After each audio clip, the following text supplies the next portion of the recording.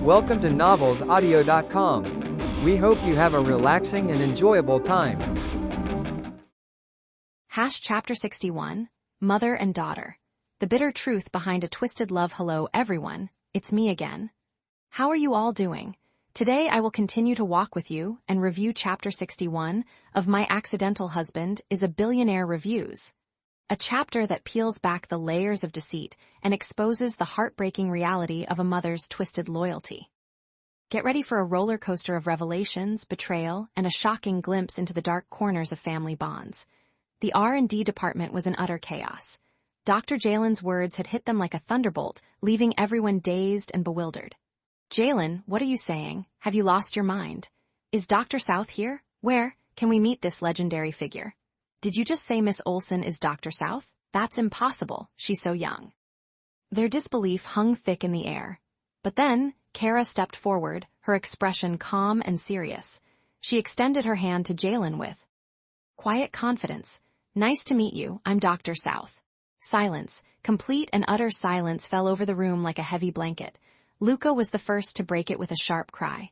Keira, what did you say? Who are you? The rest stood frozen, their minds struggling to process the impossible truth. Keira looked over the team, these people who had initially misunderstood her but quickly cleared the air. They had protected her in ways she had never experienced before. A soft smile touched her lips. I want to thank you all for looking after me these past few days. If you ever have any technical issues in the future, feel free to message me. With her identity revealed, she could no longer hide behind a desk job. She had only returned with Jalen to say goodbye. Her medical materials were already secured. It was time to leave. While the team remained in shock, she quietly stepped back and walked out. With Samuel at her side, Jalen watched her go. His foot unconsciously moved forward, then stopped. A pang of regret struck him. His reaction upon learning she was Dr. South had been so rude. Had he left a terrible impression on her? When he turned back, the rest of the team were bug-eyed, wearing expressions that spoke volumes. It was only when Keira entered the elevator that they finally snapped out of their stupor. Ah! Miss Olsen is actually Dr. South? Oh my God, I was working alongside Dr. South. She said we could talk to her anytime. I've actually become friends with Dr. South. In a frenzy, the team rushed to Keira's old desk. Every single item was snatched up like precious relics. These are the pens used by Dr. South. This is Dr. South's draft paper. This is a paper cup Dr. South drank from. The atmosphere turned strangely comedic. Jalen watched them, and for once he didn't reprimand them. He suddenly felt oddly relieved. Compared to them, he was perfectly normal. Meanwhile, in the administrative department's conference room, the tension was thick enough to cut with a knife. After Keira left, Lewis turned to the head of the administrative department and said coldly, "Call the police." Those words struck fear into Poppy Hill, the woman who had been released from jail only 2 days ago and had immediately resumed her arrogant ways. The department head hesitated. Mr. Horton, if we call the police, it will cause a huge commotion and negatively impact the company. To be honest, we never intended to involve the police today. Even if Keira had been proven guilty, they would have handled it internally within the Horton group, keeping it from public knowledge. Lewis glanced at her indifferently. His gaze made her heart jump, and she immediately lowered her head. Yes, sir. Poppy shouted, Mr. Horton, I was just trying to teach my daughter a lesson. What I stole was my own biological daughter's property. That's not against the law, right? The victim didn't say anything, so why involve the police? Lewis looked at her coldly. His penetrating gaze made Poppy feel as if she were trapped in an ice cellar. Then his deep voice cut through the air. What you stole is the core technology of the Horton Group. You are suspected of stealing company secrets. That is a crime. Even if she doesn't pursue the matter, the company cannot allow it.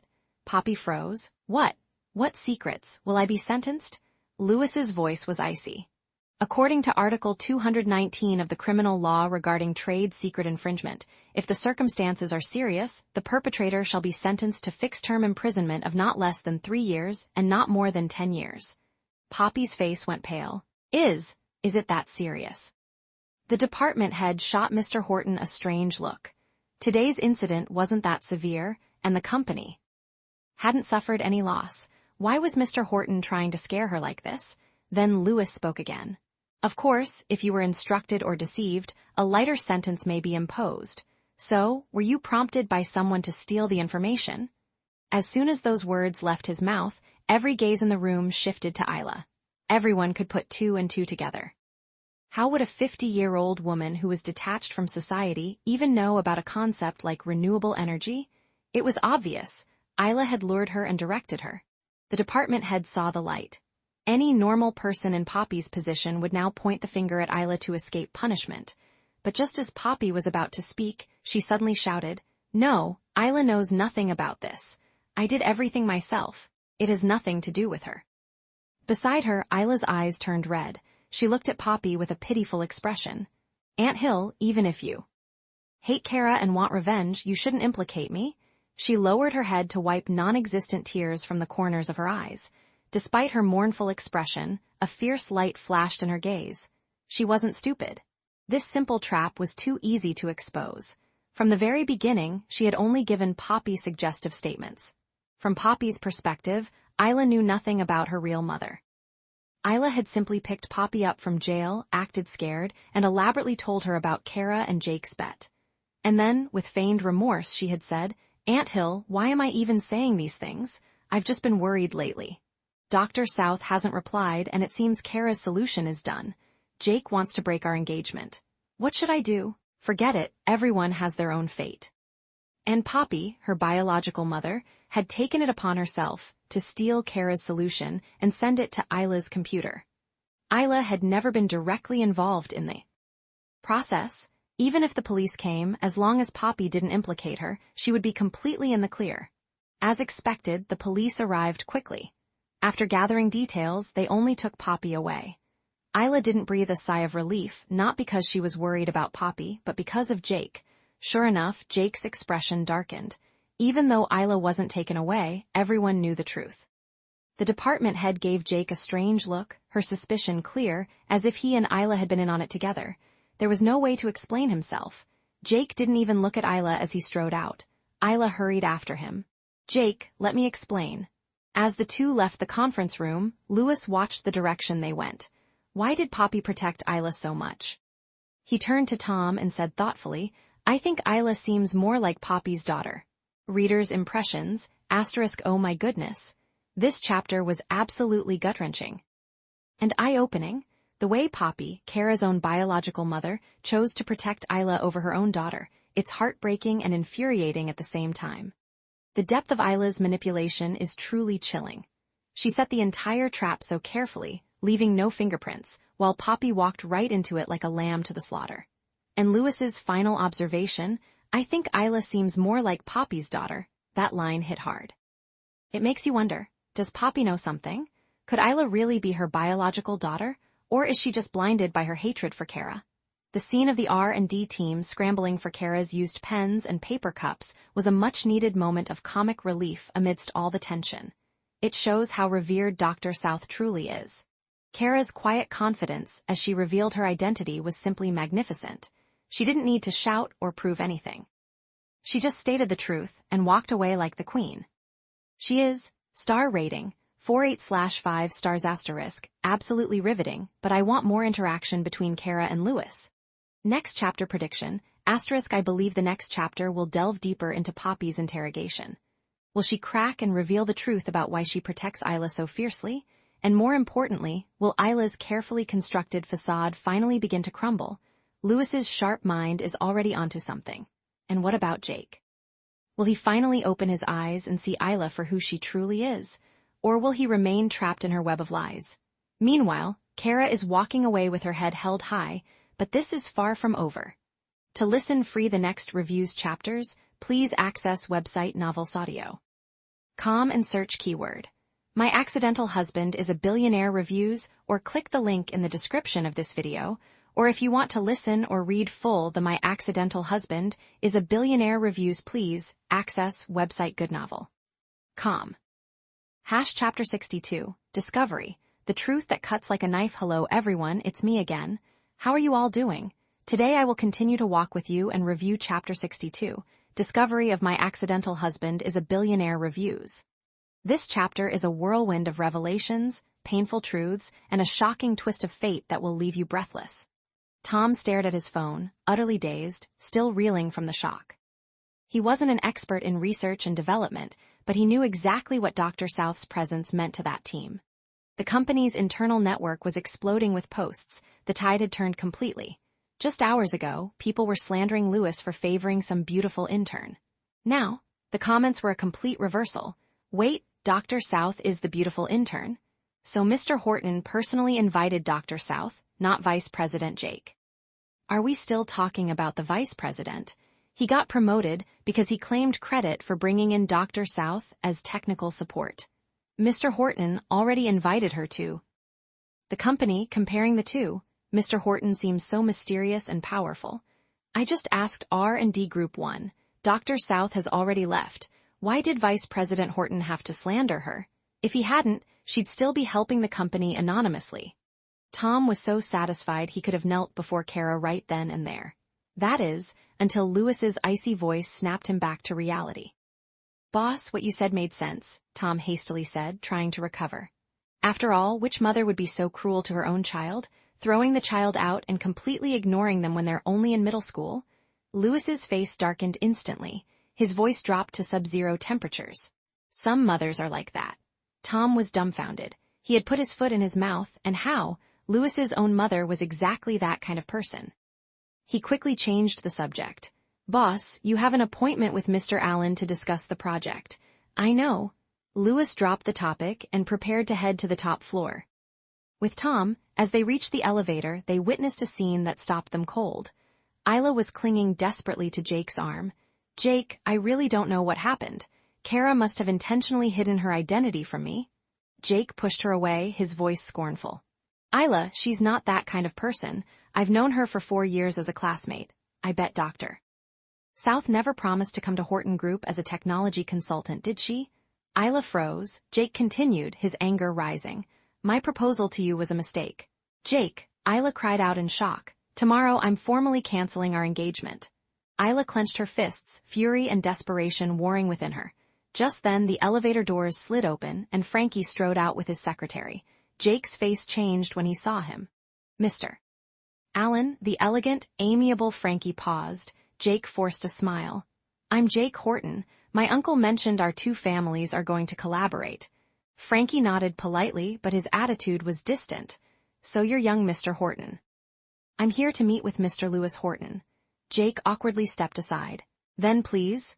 Suddenly, a surprised voice rang out. You're Mr. Frankie? Both men turned. Isla's eyes were wide with shock. She hadn't expected the older brother of the girl she met at the hospital to be the legendary Frankie Allen. Frankie didn't recognize her. And who might this be? He asked politely, his words warm yet distant. Isla's eyes flickered. Mr. Allen, have you forgotten me? Oceanian First Hospital, your sister, the phone call. Frankie was taken aback. Are you the Good Samaritan who made the call? Isla smiled slightly, clinging to Jake's arm as she implicitly admitted it. Mr. Allen, this is my fiancé. Frankie finally looked seriously at Jake. Young Mr. Horton, what a coincidence. His gaze grazed past Isla, and then he suggested, Mr. Horton and I have some business to discuss. Would young Mr. Horton like to join us? Frankie knew perfectly well about the Horton family's internal situation. He had no intention of entangling himself with the main branch. But if Jake was the fiancé of his sister's lifesaver, how could he refuse to help? The Allen family owed a life debt to their savior. Jake was stunned by the sudden fortune. Without Dr. South as his connection, his position in R&D was incredibly awkward. But the Allen family was a powerful clan in the capital, and Frankie specifically naming him to participate in this collaboration would skyrocket his status in the company. He glanced at Isla and patted her hand. Isla, I have to get back to business now. I'll take you to buy our engagement ring tomorrow. Isla sighed in relief. Okay. She must marry Jake, no matter what. A while after Frankie left, he took out his phone and found the contact of his sister's savior. He sent a message. Miss Olsen, when are you free? Could we invite you and your fiancé for dinner? Downstairs in the lobby, Keira was deep in conversation with the vice-chancellor and dean of Oceanian University. Her phone buzzed. She glanced at it, a familiar number. Being sensitive with numbers, she quickly remembered it was Rebecca's brother. Curious about what happened that day, she replied, How about this weekend? Then she paused. When did she get a fiancé? Dr. South, you're also a graduate of Oceanian University. You understand our educational philosophy, the Vice-Chancellor said sincerely. We sincerely invite you to come back to teach. Please consider it. Keira looked up, skipping pleasantries. I was planning to accept your invitation. After all, I was taught by Professor Miller. But now that Professor Miller is on leave, I've heard his postgraduate students are being treated unfairly. The dean's face froze. Dr. South, it's a misunderstanding. I didn't know you were Dr. South. The Vice-Chancellor cut him off. Shut up. Even if she were an ordinary student, she shouldn't be expelled without a proper trial. Dr. South, we'll handle this seriously and hold someone responsible. As for Professor Miller, he has served for so many years and taught so many excellent talents for the school. I think he's very suitable for the position of Dean of the Institute of New Energy Science. What do you think? Keira was satisfied. She quickly reached an agreement with the Vice-Chancellor. When Isla came downstairs, she saw them talking joyfully. She clenched her fists in anger. Watching the respect the Vice-Chancellor showed to Dr. South, a wave of jealousy surged through her. After a while, the Vice-Chancellor and Dean departed. Samuel went to get the car, and Keira waited at the gate. Isla walked over quickly, unable to hide the acrid contempt on her face. Keira, do you know why I hate you? Keira didn't bother to respond. Aunt Hill told me, Isla continued, her voice dripping with venom. Your computer password is my mom's birthday. Keira slowly looked down. So Poppy knew her so well that she could easily unlock the laptop. Isla stepped forward, her voice accusatory and vicious. Don't you have a mother of your own? Why did you use my mother's birthday as your password? Don't think I don't know your little tricks with my mother. Coveting someone else's mother is disgusting. She emphasized each word. Don't you always dream of taking my place? Dream on. My mother will always be mine and has nothing to do with you. Stop your wishful thinking. Keira stood there, dumbfounded. An overwhelming feeling of panic flooded her heart. Her deepest, most secret desire had been exposed, and in that moment she felt utterly humiliated. Keira sat in Samuel's sports car. The cold wind messed up her hair but couldn't scatter her thoughts. She had always been envious that Isla had such a gentle, loving mother. As a child, she had dreamed countless times of becoming Isla, nestling in Mrs. Olsen's arms while she combed her hair and told her stories, lingering in her warmth. She had carefully restrained and suppressed her yearning for Mrs. Olsen, never meeting her after leaving the Olsen family. But she had still set that password, like some kind of pathetic secret. Watching the scenery recede, she gave a bitter smile. She picked up her phone to change the password. She entered 1234. When the screen showed the password change was successful, she felt an emptiness deep in her heart. She shouldn't have yearned for Mrs. Olsen's maternal love. She didn't even deserve to disturb her life. Her eyes stung. Keira gently raised her head to hide the tears threatening to fall. Just then, Samuel's phone rang. He picked it up. A voice came from the other side. Samuel, I found out the secret about her uncle, Finley Hill, that the boss asked me to investigate. Reader's impressions and star rating this chapter is an emotional roller coaster. We see Keira's raw vulnerability exposed in the most painful way, Isla cruelly mocking her deepest longing for a mother's love. The password revelation cuts deep. But we also see sweet justice. The entire company finally recognizing Keira's true worth, Frankie mistaking Isla for his sister's savior, oh, the dramatic irony, and the university bowing to Dr. South's influence. The final cliffhanger about Finley Hill's secret has me dying for more. Star rating, 4.7/5 stars asterisk, beautifully painful, perfectly paced, but that cliffhanger nearly killed me. Next chapter prediction that phone call at the end. Samuel has discovered the truth about Finley Hill, Keira's uncle who raised her. I bet it's something dark, maybe related to why Keira left the Olsen family, or perhaps a hidden connection to the Hill family conspiracy. The secret could unravel everything Keira thought she knew about her past. And with Frankie about to invite Miss Olsen and her fiancé to dinner, the identity mix-up is bound to explode. Get ready for some major revelations. To listen free the next reviews chapters, please access website Novels Audio. Com and search keyword My Accidental Husband is a Billionaire reviews, or click the link in the description of this video, or if you want to listen or read full the My Accidental Husband is a Billionaire reviews, please access website goodnovel.com. Chapter 64, Lifesaver. A mother's heart and a fateful encounter. Hello everyone, it's me again. How are you all doing? Today I will continue to walk with you and review Chapter 64, Lifesaver of My Accidental Husband is a Billionaire Reviews. Get ready for a chapter filled with emotional family revelations, strategic financial maneuvers, and a surprising encounter that will leave you breathless. When Mrs. Olsen glanced at the WhatsApp messages on her screen, the world seemed to tilt on its axis. Her eyes widened in sheer astonishment as the truth began to dawn on her. Keira, her own daughter, was Dr. South, the very doctor she had been waiting for.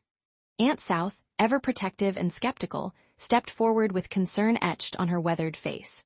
Mrs. Olsen, isn't Dr. South supposed to come? Miss Keira has had some conflicts with Dr. South. It may not be suitable for them to meet, right? Her implication was clear. Keira should leave immediately. Years of devoted service had made Aunt South fiercely loyal to Mrs. Olsen. She had watched the older woman pine for Keira, only to be met with absence and silence. In Aunt South's eyes, Keira seemed cold-hearted, undeserving of her mother's unwavering affection. Her tone carried the sharp edge of judgment, but before her words could fully settle, Mrs. Olsen grabbed her wrist with trembling excitement. Aunt South, Keira is Dr. South? What? Aunt South's jaw dropped as she stared at Keira, all her objections and subtle disdain crumbling into dust like sandcastles against an incoming tide. From the shadows, Isla watched with venomous eyes, convinced that Keira had come to flaunt her victory. Fearful that her mother would dig too deep into the past, Isla turned and fled up the stairs. Mrs. Olsen noticed her daughter's retreat. A frown flickered across her face before she gently tapped Keira's shoulder, her voice a mixture of love and gentle reproach. My child, you've done so much for this family behind my back. Why are you hiding this from me? Keira's lips curved into a smile, but her nose tingled with unshed emotion. I'm sorry. Why are you apologizing? You've always been smart, but I didn't expect you to achieve this much in your professional field, Mrs. Olsen said, taking Keira's hand and leading her toward the sofa. Her eyes searched her daughter's face. Keira, tell me, what exactly happened with the theft of the plan incident? Was it Isla who framed you? Keira helped her mother sit down, her heart aching at the thought of revealing the ugly truth. It's just a misunderstanding. Mrs. Olsen's health had been fragile for years, keeping her away from company affairs and household management. She was a woman of integrity and generosity, raising her children to act with clear consciences. If she learned that her own daughter had schemed against another, the heartbreak would surely ravage her body. Keira couldn't bear to cause her mother pain. She gently shifted the conversation. I came today because I want you to help me with something. Anything, Mrs. Olsen replied without hesitation. Keira paused, choosing her words carefully. I have a friend who received some information. In the near future, the price of a certain stock is going to rise. She wanted me to invest, but my company is about to go public, and I don't have enough liquid assets. Mrs. Olsen understood immediately and interrupted with a wave of her hand. How much do you need? Keira, who had meticulously tracked the Olsen family's finances, knew exactly what was available. She named a figure that would strategically cripple Isla's plans. 15 million. If she borrowed most of the family's money, Isla wouldn't be able to gather the 5 million she needed for Finley Hill. Keira's strategy was as much about protection as it was about investment. Mrs. Olsen thought for a moment. I have a total of 17,030,000 in the house and at the company. How about I lend you 17 million? Will that be enough? Warmth flooded Keira's heart. Yes. She silently prayed that the secret between Isla and Finley Hill would never touch Mrs. Olsen. Out of respect for her mother, she might even consider covering for Isla. But if Isla ever hurt Mrs. Olsen, Keira would act with ruthless precision. After leaving the house, Samuel dropped her off at the hospital. As she stepped out, a luxury car pulled into the parking lot. Louis stepped out of the Bentley. His sleek black suit hugged his slender figure, and his already remarkable face carried a compelling allure that could stop hearts. Tom, ever attentive, spotted Keira and greeted her with heightened respect. Miss Olsen, you're back. Louis instinctively looked up. Keira usually carried herself with defiant confidence, but today she seemed lost in thought, a shadow of melancholy tracing her features. When she heard Tom's voice, she turned and paused as if waiting for them. Louis stepped forward and they walked side by side. He studied her unchanged expression, sensing something beneath the surface. Miss Olsen, are you upset because of your mother? Keira looked at him, puzzled. Lewis kept his gaze straight ahead, his deep voice gradually softening. In truth, some familial bonds don't need to be forced. Some people aren't fit to be mothers. It's perfectly okay to treat them as strangers. Keira opened her mouth to explain she wasn't upset about that, but seeing this usually reserved man looking so serious, she paused. Sunlight filtered through the tree-lined path, speckling his profile with golden dots and adding a touch of loneliness to his handsome face. He had said them, remembering old Mrs. Horton's garrulousness, Keira realized the old lady never mentioned Lewis's mother. Did they share the same misfortune? Suddenly, Keira broke into a bright smile. You're right. Her laughter was infectious, chasing away the shadows. It lifted Lewis's spirits as well. He awkwardly shifted his gaze and changed the subject. Don't worry, I've already instructed the R&D department not to reveal your identity. Keira's eyes softened with gratitude. Thank you. She wasn't ready to expose herself to the industries. Unnecessary disturbances. Lewis replied indifferently, You're welcome. Then Keira remembered something. You said earlier today that you had some news about Samuel to tell me. What is it? Lewis's expression tensed. Behind them, Tom stopped in his tracks, utterly embarrassed. Originally, Lewis thought Samuel was Keira's boyfriend and wanted to warn her that he was a womanizer. But Samuel was actually working for Keira. How could he explain that now? While Tom was agonizing, Lewis casually said, Well, I think Samuel is indeed a steady, hard-working, and reliable asset. He's a great employee. Tom's mouth twitched. Keira was confused. That sounded strangely familiar. Before she could ask further, Lewis's phone rang. He breathed a sigh of relief, quickened his pace, and answered. Whatever he heard on the other end darkened his face instantly. Tom whispered to Keira, It must be about the collaboration with the Allen family again. Frankie Allen suddenly pulled Jake Horton into the project and insists on discussing future cooperation with Jake. He added bitterly, You made Jake lose face today, but now he's back on his feet and even more arrogant. I have no idea how he got involved with the Allen family.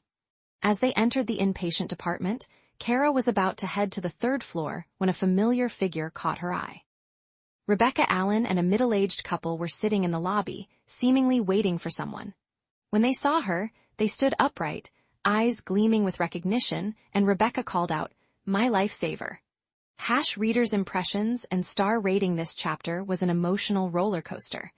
I loved how Keira protected her mother while simultaneously maneuvering Isla. The tender moment between her and Lewis was beautifully written, two broken souls finding common ground. And that cliffhanger, Rebecca Allen calling Keira her lifesaver, opens up a whole new web of intrigue. The writing is crisp, the emotions are raw, and the plot thickens perfectly.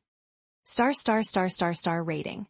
48/5 stars # next chapter prediction. I predict that Rebecca Allen's unexpected gratitude will create a powerful ally for Keira, potentially sabotaging Jake Horton's newfound partnership with the Allen family. Meanwhile, Isla will likely discover that she can't access the money for Finley Hill, leading to desperate measures. And will Keira finally learn about Lewis's past? The tension is mounting beautifully. To listen free the next reviews chapters, please access website novelsaudio.com and search keyword My Accidental Husband is a Billionaire reviews, or click the link in the description of this video, or if you want to listen or read full the My Accidental Husband is a Billionaire reviews, please access website goodnovel.com. Chapter 65. Visitation. A thread of gratitude and a clash of ambition. Hello everyone, I'm so glad you're here with me today. How are you all doing? I hope you're ready for another emotional roller coaster, because today we're diving into Chapter 65. Visitation of My Accidental Husband is a Billionaire reviews. In this chapter, we see the warmth of gratitude clash with the coldness of greed, and Keira finds herself caught in a web of family politics that tests her kindness and her growing connection with Lewis. Let's step right into the story, shall we? Lewis had already climbed the stairs, his long strides leaving Keira behind as she walked over to Rebecca. There, in a wheelchair, sat the young woman who had been given a second chance at life, wearing a patient's uniform with her parents hovering protectively nearby. The moment Rebecca spotted Keira, her eyes lit up, and she tried to stand only for her mother, Mrs. Allen, to gently press her back down. You should sit down, dear, Rebecca complied, but her smile was radiant as she introduced her parents. Miss, these are my mother and father. Mrs. Allen seized Keira's hand without hesitation, her eyes glistening with unshed tears. Good girl, thank you for saving our Rebecca. I asked the nurses afterward. If it weren't for you, she wouldn't have made it. Her voice trembled with emotion, and Keira felt a wave of discomfort wash over her. She was never good at handling such raw gratitude. Don't worry about it, Keira said softly, her tone modest. Mr. Allen, sensing her unease, stepped in gracefully. Miss Olsen, the Allen family is forever indebted to you. If you ever need anything, please don't hesitate to ask. Keira shook her head. Mr. Allen, you're too kind. It was merely a fortuitous act.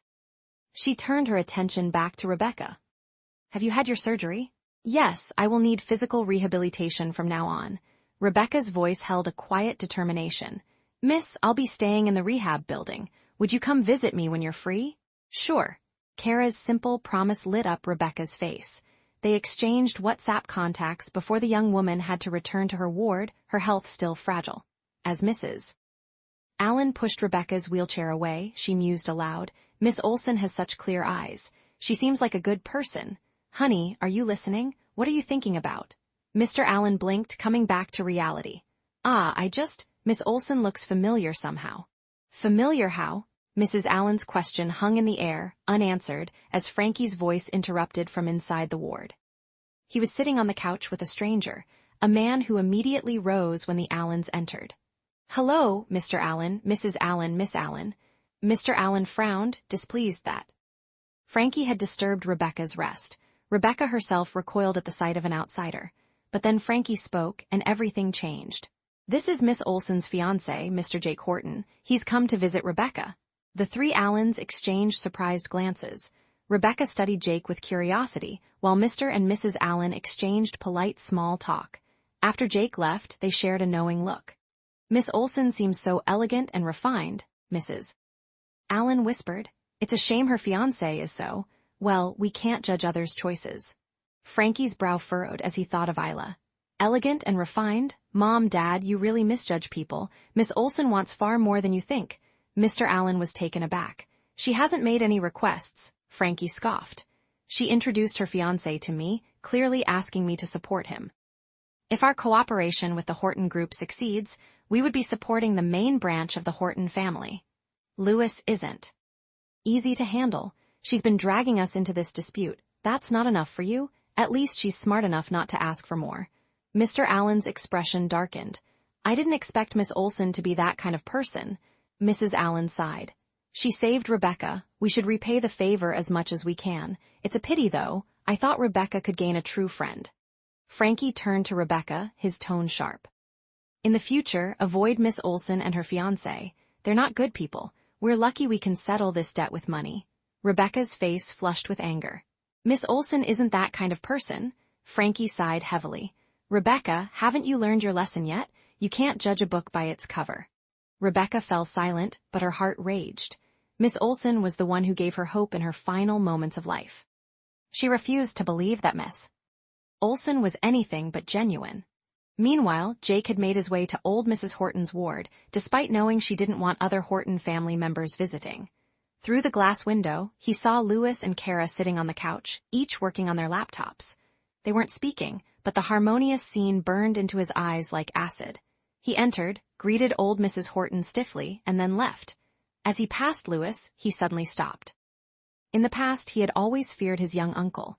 But today, Keira had ignored him completely, not even a single glance, making him feel as though she was untouchable, high above him. An inexplicable rage surged in his chest, giving him a reckless courage. Uncle, Mr. Allen values me greatly. He said I should take charge of this project, but my title as vice president of the R&D department isn't enough. Perhaps the position of director of the project department should be given to me. The moment the words left his mouth, the entire ward grew eerily still. Keira didn't speak, but she watched Lewis intently. Was Jake, using the Allen family's backing, trying to brazenly challenge Lewis? Would Lewis compromise? Lewis looked up, his dark eyes sweeping over Jake. His voice was calm, almost amused. You think the position of director of the project department is enough? Jake's heart leaped. It seemed the Allen family had indeed put pressure on his uncle, But then Lewis's low voice cut through again. What about my position then? Jake's breath hitched. Of course, he wanted the position of head of the family, but the way his uncle said it, so lightly, yet with an undercurrent of rage and the icy depths of those black eyes, Jake felt a chill crawl down his spine. He was out of his depth, his heart pounding wildly. He swallowed hard and finally bowed. His head, I wouldn't dare. Even without looking up, he could feel that gaze, now tangible and suffocating. After a long pause, Lewis's indifferent voice reached him. In the future, if there's nothing important, don't come to Grandma's place. Jake let out a huge sigh of relief and fled, but once outside the ward, he was consumed with regret and shame. He had lost face in front of Keira. Inside the ward, Tom snorted. The project hasn't even started yet, and he's already asking for a promotion. I've never seen such arrogance. But boss, won't your blunt rejection upset the Allen family? Lewis remained silent. Tom sighed quietly. Keira hesitated, then cautiously asked, Is there something I can help with? Tom immediately replied, The cooperation project with the Allens isn't about new energy, so you can't help. Besides, you don't even know anyone in the Allen family. Keira said nothing more. The room stayed silent through the next morning, Tom brought news. Turns out that Mr. Allen's sister is hospitalized in this very hospital. Boss, you should visit her. Not only is it the right thing to do, but it could also improve our relationship with the Allen family. Lewis frowned. It's inappropriate. Tom thought for a moment. Indeed, it's inappropriate since she's a lady. Then his eyes lit up as he looked toward Keira. Miss Olsen, you are Mr. Horton's wife and name. Perhaps you can accompany Mr. Horton for a visit? Lewis paused, his hand stilling on his tie, but he didn't object. Seeing this, Keira nodded. Okay. Reader's impressions and star rating, *O, what a chapter. The contrast between Rebecca's sincere gratitude and Frankie's paranoid suspicion is heartbreaking. Keira genuinely saved a life, yet she's already being painted as a schemer. And Jake, that arrogant fool, thinking he can challenge Lewis with borrowed authority. I loved Lewis's cool, crushing response.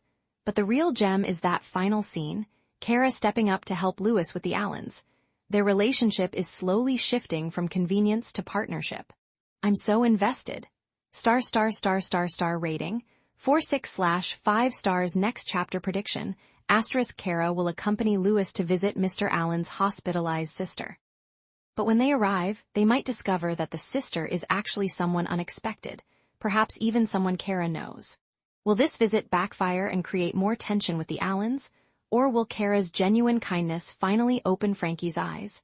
And what about Jake? Will he try to sabotage their visit? Mandatory call to action sentence. * to listen free the next reviews chapters, please access website Novels Audio. Com and search keyword.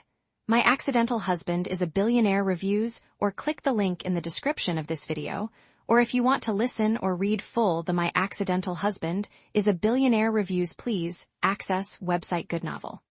Com. Chapter 66. Past events. The hidden scars of a broken family. Hello everyone, it's me again.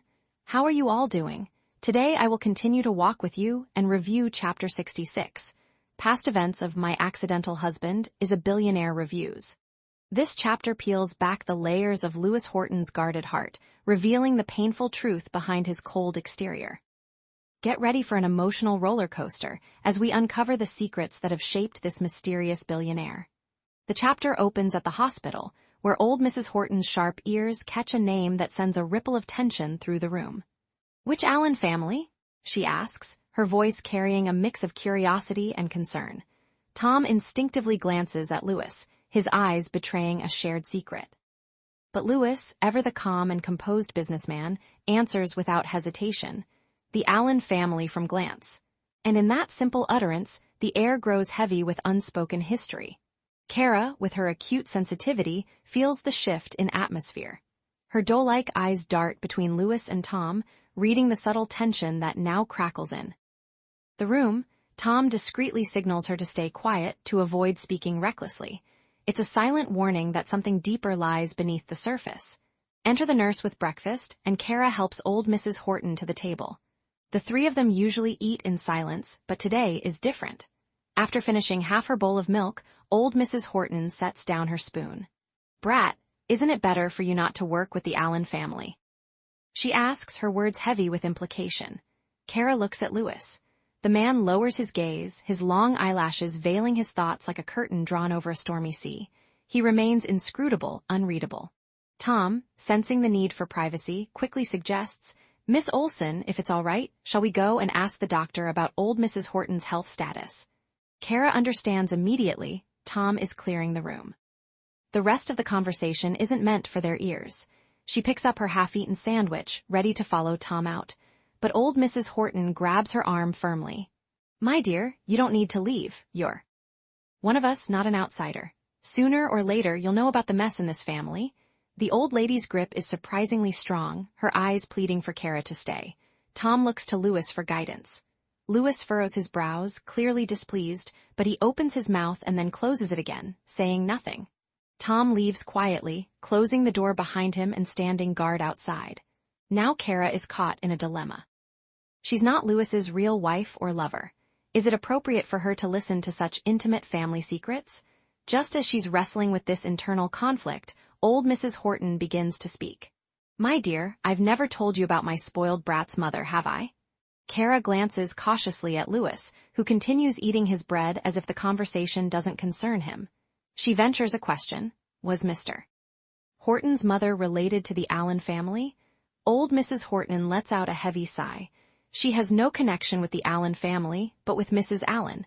In fact, the brat's mother is Mrs. Allen's sister. The revelation hits Keira like a wave. She sits up straighter, preparing herself for a story that promises to be painful. And so old Mrs. Horton begins to unravel the past. Years ago, the Horton family wanted an alliance with the Davis family from Clance. Nathan Horton, Lewis's father, had already been divorced once in his youth. When he was just over 40, he married a young woman in her 20s from the Davis family, Lewis's mother. But after she became pregnant, the family discovered that Nathan's ex-wife had secretly raised a son, Oliver Horton, Lewis's older half-brother. Keira mentally sorts through the tangled web of relationships. Miss Davis was Lewis's mother. Nathan Horton had a son with his ex-wife, Oliver, who is also Jake Horton's father. Oliver and Lewis are half-brothers. No wonder they're at odds. Old Mrs. Horton continues, her voice trembling with old wounds. Marrying a man nearly twice her age was hardly attractive for the young Miss Davis. It was a business alliance. She was reluctant, and when she discovered the deceit, she was furious. She was a hot-tempered woman and chose a C-section while she was 7 months pregnant. After giving birth to the brat, she sought a drastic divorce and went back to the Davis family. Naturally, the Davis family resented the Horton family, and all communications between the two families were severed. The old lady's face shows traces of sorrow and regret. Keira's heart tightens. She looks at Lewis, who remains silent and still. The weight of this story presses down on her chest. She thinks about how Nathan Horton may have deceived Lewis's mother, about her right to demand a divorce. But then a darker question arises. How could Miss Davis be so heartless as to abandon her child, a baby born prematurely at 7 months, with the Horton family? Couldn't she have waited just 2 more months? He was already a 7-month fetus. He was a*** life asterisk. Suddenly, Keira remembers something old Mrs. Horton once mentioned, that Lewis as a newborn weighed only around 1.5 pounds. He spent 3 months in a neonatal intensive care unit, with tubes across his tiny body. Several times he nearly didn't survive. That's why the old lady nicknamed him Puppy. Now she understands. That wasn't just a nickname of endearment. It was a testament to a fight for survival from the very moment he was born. She thinks about what Lewis once told her when she was feeling down about her own family. Some people don't deserve to be mothers. You can simply treat them as strangers. Keira draws a deep breath, her chest aching. The truth dawns on her with painful clarity. Lewis is just like her. He, too, was abandoned by his biological mother. She looks at Lewis, who is now drinking milk with his head lowered. His handsome features look as tough as iron, making him seem distant and untouchable. But that aloof demeanor carries a sense of brokenness, like a statue that has been cracked but still stands tall. Keira feels a tug at her heartstrings. A sudden, overwhelming urge washes over her. She wants to hold him, to comfort the little boy who is left behind by the woman who should have loved him most. Old Mrs. Horton sighs again, her brows knitted in worry. I heard that Mrs. Allen and the brat's biological mother were extremely close sisters. That's why the Allen family has disapproved of the Horton family all these years. Everyone has their own perspective, and none is right or wrong. But if this history is going to strain your relationship with the Allen family, is it necessary to force this business partnership? Louis finally puts down his glass of milk. He wipes his mouth gracefully with a napkin and looks up, his eyes steady. We are all adults, and business always boils down to interests. We don't bring up past grudges. He rises from his seat. Grandma, don't worry, I won't let myself be wronged. Keira follows Louis as they walk from the hospital ward toward the rehabilitation department, but at the entrance, they are stopped. Frankie Allen's secretary stands before them, apologizing with a grim expression. Mr. Horton, Miss Allen isn't in good condition. It's not convenient for her to entertain visitors. Tom explodes with fury. It's an honor for the Allen family that our Mr. Horton has deigned to visit. They dare to drive us away? The secretary quickly clarifies that no offense is intended, that she really isn't doing well. Before Tom can argue further, Louis intervenes calmly. Let's go. The trio turns back. On the way, Tom continues to seethe with anger. That's an outrage. Do they really think we're afraid of them? We're simply trying to avoid causing trouble. He worries that if word gets out that Jake visited the patient the day before but Louis was turned away today, it would make their boss look weak. But Louis remains composed. Frankie Allen isn't one to be arrogant. His sister must be truly unwell. Tom finally stops complaining. At the parking area, Louis parts ways with Tom, heading to the company. Keira lets out a sigh, preparing to return to old Mrs. Horton's ward. But just then her phone beeps. It's a message from Rebecca's brother, Frankie Allen. Miss Olsen, could you please come by the hospital? Rebecca's not doing well, and she insists on seeing you. Keira stares at the message, her mind spinning with confusion. Rebecca's brother, Frankie Allen. The chapter ends with Keira standing at a crossroads, caught between the secrets of the Horton family and the desperate call from the Allen sister. Reader's impressions and star rating. What an emotionally charged chapter. This chapter really hit me hard. We finally uncover the deep wounds of Louis Horton's past, and it's heartbreaking to realize that the cold, distant CEO we've come to know is actually a man who was abandoned by his mother at birth. The parallel between Keira and Louis is now crystal clear. Both of them were rejected by the women who should have loved them unconditionally. The way Keira's heart ached for Louis, wanting to hold him and comfort him, was so beautifully written that I felt that tug at my own heartstrings. And the cliffhanger at the end. Frankie Allen, Rebecca's brother, is calling Keira to see Rebecca, who isn't doing well. What connection does Keira have with the Allen family, and why is Rebecca insisting on seeing her? This chapter masterfully weaves together family drama, emotional revelations, and intriguing plot twists. Star rating. 48/5 stars. Next chapter prediction. I predict that Keira will go to see Rebecca, and the meeting will reveal shocking new information about the connection between the Allen family, the Horton family, and perhaps even Keira's own past. Could Rebecca's distress be linked to Louis? Or is there a deeper secret that ties Keira to the Allen family that she herself doesn't know yet? I'm also expecting more tension between Louis and the Allen family, especially now that old wounds have been reopened. And will Keira ever get the chance to comfort Louis, to reach through that tough exterior and hold the broken boy inside? The next chapter promises to be explosive.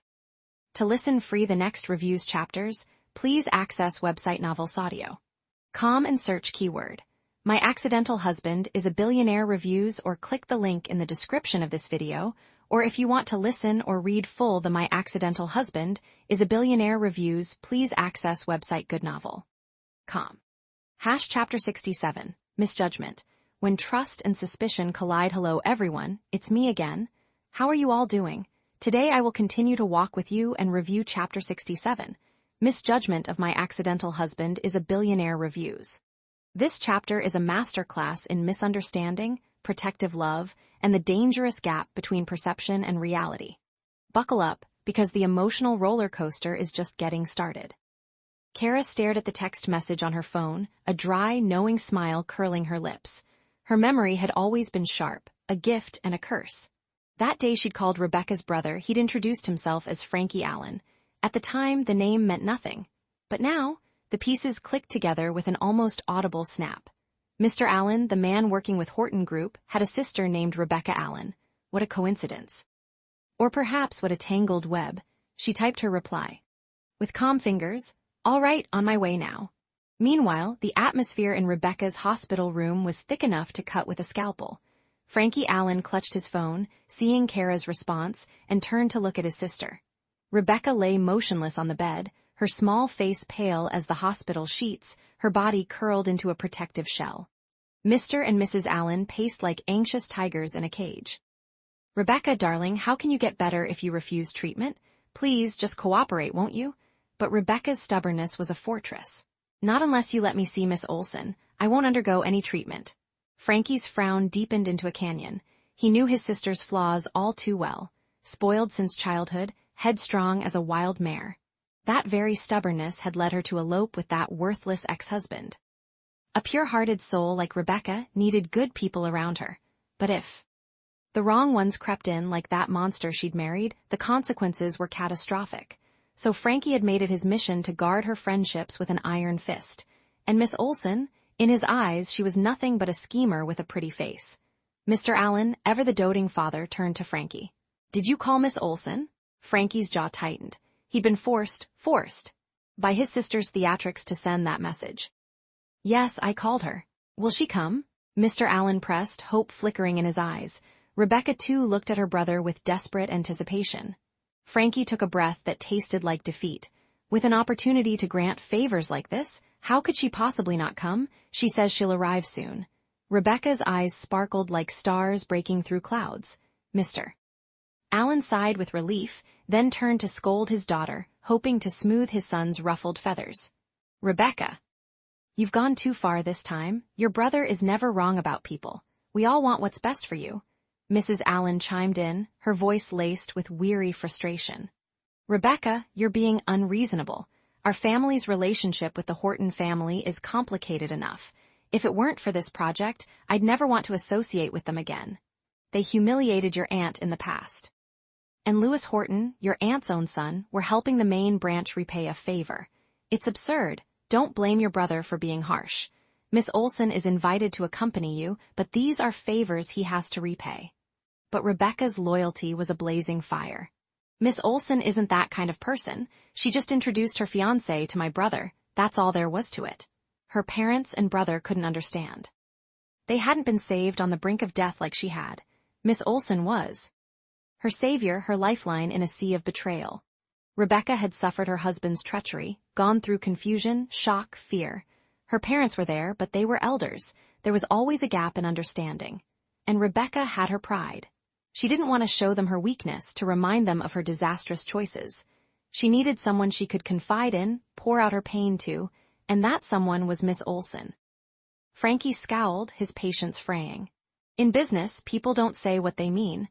I've dealt with enough people to see her intentions clear as day. That scheming look on her face was downright tacky. Rebecca's voice rose, trembling with emotion.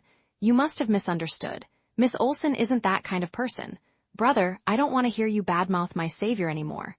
Mr. Allen stepped in, trying to be the peacemaker. "All right, your brother was just warning." He did invite her, didn't he?" Mrs. Allen fell silent. Their daughter's health was the priority now. Frankie had been forced by his parents to send that message, and the anger inside him was a boiling pot. He turned and strode out of the room. "Where are you going?" Mrs. Allen called after him. "Work," he bit out through clenched teeth.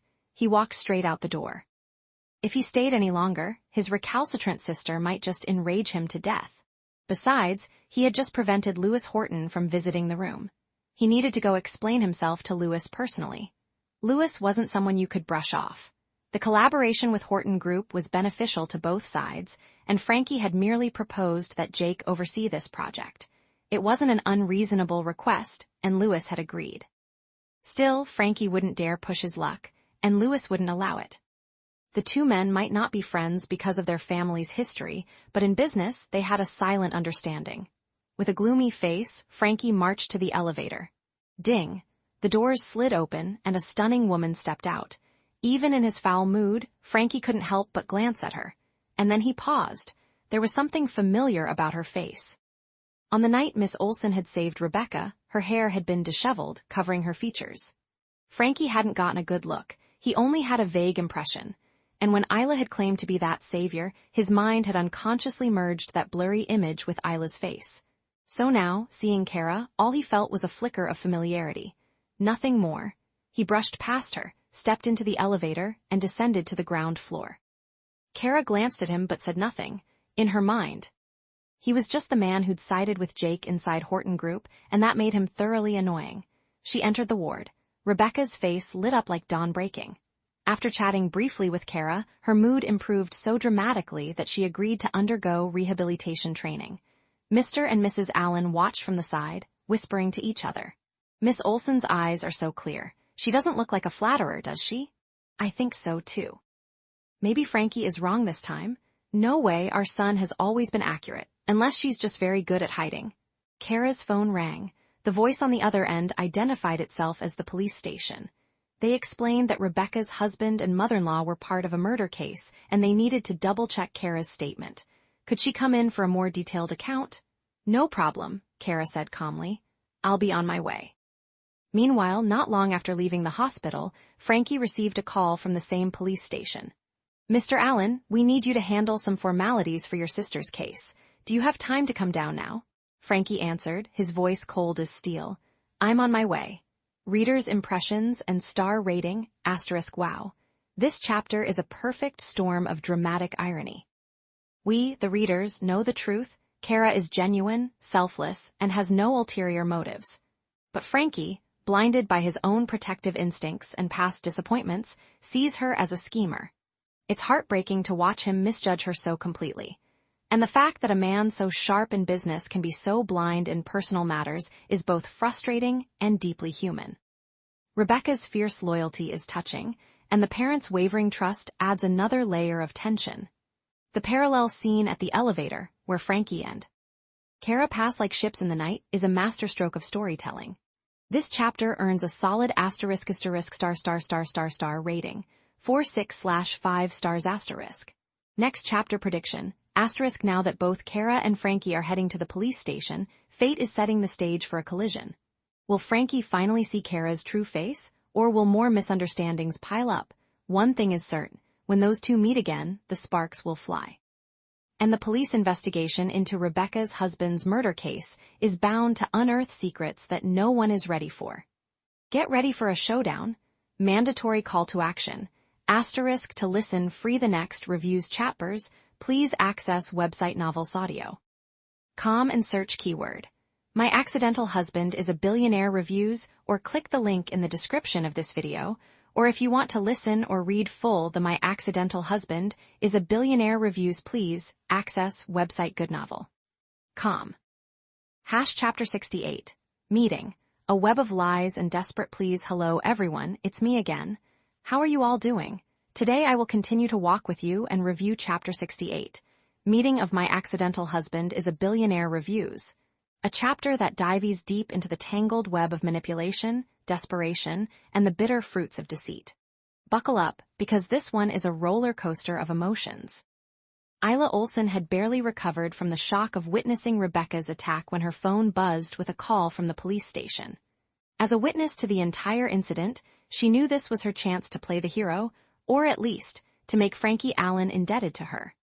When she discovered that Rebecca's brother was no ordinary man, her heart raced with opportunistic delight.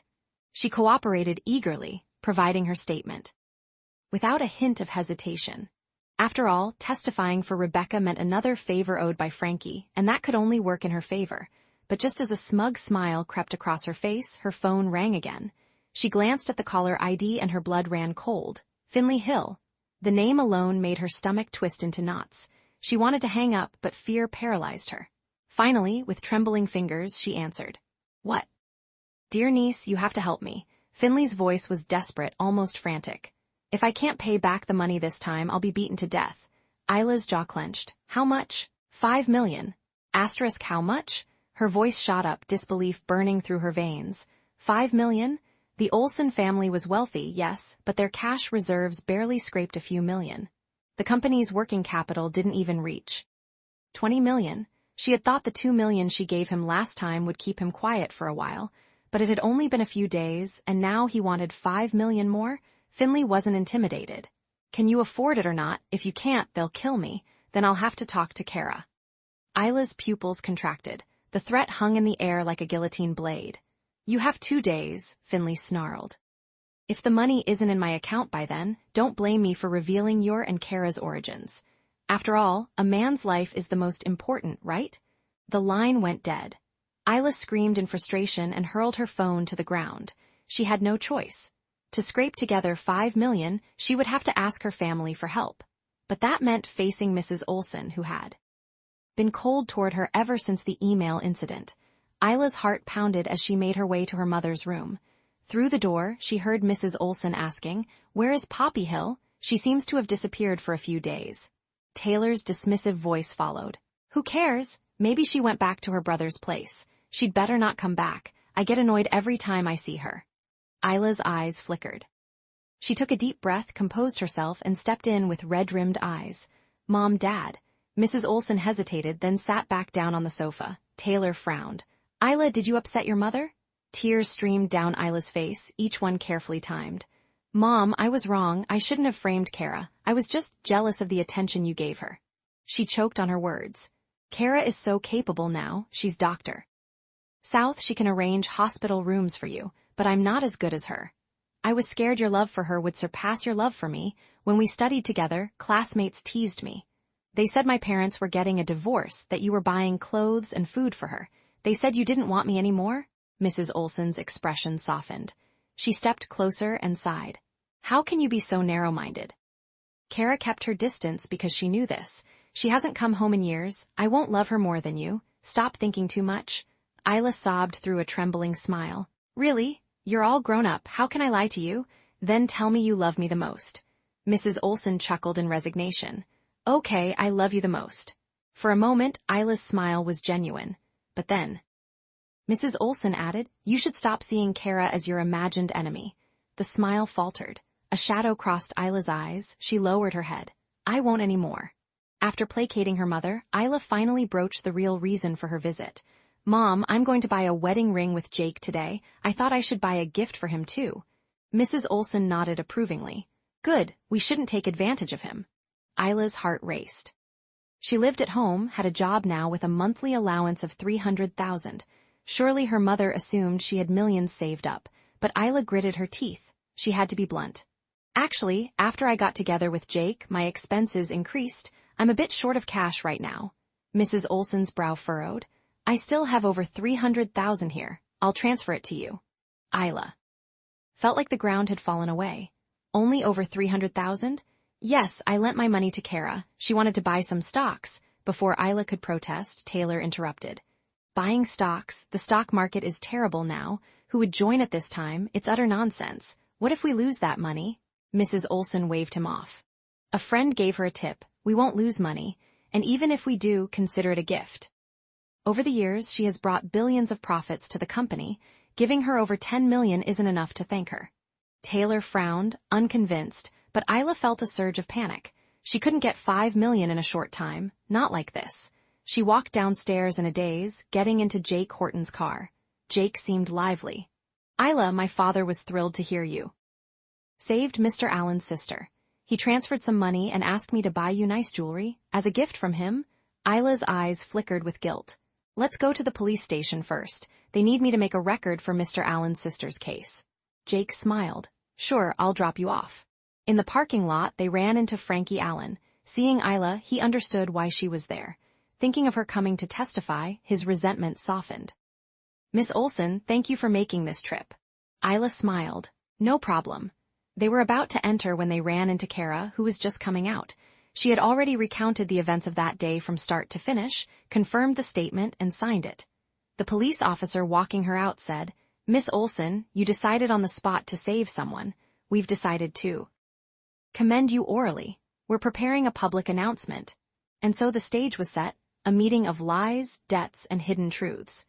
Hash Reader's Impressions and star rating this chapter is a masterclass in tension and emotional manipulation. Isla's desperation is palpable, and her acting skills are both impressive and infuriating. The way she plays her mother's heartstrings while hiding her own sinister motives is chilling. Meanwhile, Keira's quiet competence and moral clarity shine through like a lighthouse in a storm. The cliffhanger of Frankie, Isla, and Keira meeting at the police station promises explosive drama. I felt a mix of sympathy and disgust for Isla. She's trapped in a web of her own making, but she's also a dangerous snake. The pacing is tight, the dialogue sharp, and the stakes higher than ever. Star rating, 4.7/5 stars. Next chapter prediction. With Isla's money crisis looming and Keira being publicly commended, the tension is about to snap. I predict that next chapter will bring a confrontation. Perhaps Frankie will sense something off about Isla's testimony, or Keira will uncover the truth about Finley Hill's threats. The meeting in the parking lot was a powder keg, one spark, and the whole house of cards will come crashing down. Will Isla's lies finally unravel? And how will Jake react when he learns the truth about his fiancée? #mandatory call to action sentence to listen free the next reviews chapters. Please access website Novels Audio.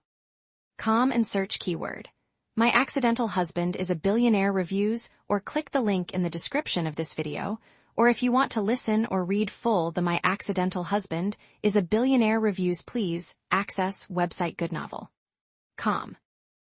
Chapter 69 Demand The Art of Leverage. Hello everyone, it's me again. How are you all doing? Today I will continue to walk with you and review Chapter 69. Demand of My Accidental Husband is a Billionaire reviews. A chapter filled with manipulation, hidden agendas, and the dangerous game of power dynamics. Let me guide you through this intricate web of deceit and ambition. When the officers suggested making an announcement about her heroic actions, Keira immediately tried to decline. There's no need for such an announcement. But the officer was adamant, smiling warmly as he explained, yes, there is. We need to promote good deeds and those who perform them so that others can be inspired. That's our public relations department's job. Keira, with characteristic resignation, simply nodded. All right. Fate, however, had other plans for her exit. At the entrance, she collided with two familiar faces, Frankie and Isla. They were in the process of registering when the reception officer, noticing the newcomers. Beside Keira, called out, Officer Cohen, these two are here about Rebecca Allen's murder case too, you might as well take them in. Frankie and Isla turned around simultaneously. Isla's pupils contracted sharply when her eyes met Keira's, a flicker of alarm passing through her carefully composed features. Frankie, ever perceptive, knitted his brows in contemplation. This woman was also connected to his sister's case. Keira swept her gaze over them with casual indifference, then looked away. She had absolutely no desire to engage with these people. She proceeded toward the exit. Please wait a moment. I'll take you in as soon as I escort this young lady out, Officer Cohen said politely. Frankie nodded thoughtfully, his mind already racing with questions. He turned to Isla, his voice measured yet probing. Was that young lady also present when what happened to my sister occurred? Jake, standing nearby, also fixed his gaze on Isla. He knew the story of how Isla and Frankie had become acquainted, but if Keira had also been there when Rebecca Allen was saved, how on earth was he supposed to win Frankie's favor? Isla's eyes cooled almost imperceptibly, and she offered a bitter, rueful smile. Mr. Allen, that's my sister. We were indeed together at the time. It was actually her whom Rebecca first asked for help, but Keira's always been rather aloof. She didn't mean to turn Rebecca away. Jake, you know about her personality. Jake frowned deeply. She is indeed cold-hearted and aloof. She doesn't enjoy socializing with others. Isla sighed dramatically, as if burdened by the truth she was about to reveal. She stopped me from calling you, saying that those who are lost in love all deserve to die. As the words left her mouth, she seemed to realize her slip. She quickly covered her mouth with feigned horror. Don't be angry, Mr. Allen. I don't think Rebecca took it to heart. But the damage was done. Frankie's face had already transformed into a storm. Cloud of fury. He remembered Rebecca's first words after her surgery when he had rescued her. Brother, do people as foolish as me deserve to live? At the time, he had attributed it to the pain of unrequited love. But now he knew it was because of someone else's insults. Jake couldn't help but add fuel to the fire. She's indeed sensible. Despite having so many pursuers in university, she never agreed to date anyone. I suppose such a person might never develop feelings for anyone else in her lifetime. Maybe in her eyes, love is synonymous with foolishness. His fists clenched. Had she seen asterisk him in this way too? The thought sent a sharp pang through his chest. He turned abruptly to Isla. "You two go ahead with the deposition. I'll wait for you outside." Without another word, he rushed out the door. Frankie watched Jake's retreating figure, lost in deep contemplation. Meanwhile, Isla casually inquired, "When do you plan to return to Clance?" "Mr. Allen, how is your sister doing? I'm sure the hospitals there are better than here in Oceanian." Frankie averted his gaze. "Yes, we'll be signing the contracts today, and I'm planning to take Rebecca back to Clance for her recovery the day after tomorrow. We don't wish to impose on you, Miss Olsen." Given Keira's determined nature, Frankie felt it safer to have Rebecca as far away from her as possible. Isla breathed a silent sigh of relief. She had been terrified that Frankie's extended stay in Oceanian would expose the truth. The sooner he left, the better. Hash the confrontation outside the police station, Keira stood by the roadside, waiting for her ride. A shadow fell beside her, and Jake's voice cut through the air. "Keira, I never would have guessed that you were Dr. South, but don't you realize that without strong financial backing, launching a business is no easy task? In the commercial world, connections often matter more than actual capability." Keira's expression remained aloof and cold. She glanced at him once but said absolutely nothing. Jake felt like he was suffocating. He remembered when, in university, she had shown this indifference to everyone except him. He never imagined that one day her coldness would be directed at him. Exasperated, he burst out, "Keira, you're so cold. You're always so indifferent toward others. You deserve to lose this great opportunity." Keira tilted her head, genuinely puzzled. What opportunity had she missed? At that moment, her ride arrived. She ignored Jake's rambling, slipped into the car, and drove away without a backward glance. Watching her disappear, Jake knew he had lost her completely, but he had no regrets. Even after discovering she was Dr. South, he still had no regrets. He could never marry an illegitimate daughter. Only after spending considerable time convincing himself did his emotions finally settle. Hash the game of power when Isla and Frankie completed their deposition and exited the police station. Jake immediately rushed over to welcome them. Frankie spoke courteously, apologies for delaying Miss Olsen and Mr. Horton's date. Isla laughed easily. "Don't be so formal. It was my responsibility after all. Mr. Allen, where are you off to now?" Frankie checked his watch. "I have an agreement to sign with Mr. Horton today. After signing the contract, the cooperation between our two companies will be established." Jake's eyes lit up. "It's a pity that I'm not in a higher position. Otherwise, I would have been the one signing the agreement with Mr. Allen today." Frankie's gaze froze for a moment, and then Isla spoke up. "Jake, have you not been promoted yet? If you are just the vice director, it would indeed be inconvenient to negotiate cooperation with Mr. Allen." Jake replied carefully, "My uncle said he would promote me after we sign the contract, but he's been so busy lately, and I'm afraid he might forget." Isla turned to Frankie with an expectant look. "Mr. Allen, could you remind Mr. Horton when you sign the contract?" Frankie paused to think. He was a seasoned businessman. How could he not understand the hidden meaning behind her words? But he hadn't expected that Jake wouldn't even have the patience to climb the corporate ladder slowly and steadily. Jake was trampling on Frankie's goodwill in a desperate rush to reach the top. Frankie took a deep breath and looked at Isla. "All right." Hash the signing ceremony after parting ways with the two, Frankie made his way to the Horton Group. The signing ceremony was a significant event for both companies, conducted with all the formal pomp and circumstance it deserved. In the enormous conference room, the two power players sat across from each other at the conference table. When Lewis completed the paperwork, he handed the documents to Frankie, only to realize that Frankie hadn't signed his portion of the agreement. Lewis narrowed his eyes, a chill emanating from his imposing figure. "Mr. Allen, do you have any doubts about the contract?" "The contract is fine," Frankie said calmly, "but it was agreed that young Mr. Horton would be in charge of this project, yet his position still appears to be that of a vice president." Lewis's face hardened. "Mr. Allen, are you trying to interfere with the Horton Group's appointments?" "Of course not. I simply find young Mr. Horton to be quite agreeable, and I believe Mr. Horton would grant me this favor." Frankie put up an appearance suggesting he wouldn't sign the contract without a favorable response. The game had just begun. Hash readers' impressions and star rating. What an incredibly layered chapter. The manipulation and power dynamics on display are absolutely masterful. Isla's careful poisoning of Frankie's perception of Keira is both brilliant and infuriating. Jake's continued delusion and stubborn pride are maddeningly realistic. But the real star here is Frankie, using his leverage at the signing to extract what Isla and Jake wanted, but on his asterisk terms. The irony is delicious. This chapter perfectly balances interpersonal drama with high-stakes business maneuvering. Star rating. 4.7/5 stars. Next chapter prediction. Frankie's demand for Jake's promotion is a double-edged sword. He's doing what Isla asked, but a man like Frankie doesn't forget manipulation. With his keen business instincts, I predict he's already suspicious of Isla's involvement in Rebecca's accident. The contract signing might be the first move in a much larger game. Meanwhile, Keira, completely unaware of the schemes being woven around her, is about to discover just how ruthless the business world can be, and someone might finally realize that Dr. South isn't someone to be underestimated. To listen free the next reviews chapters, please access website Novels Audio.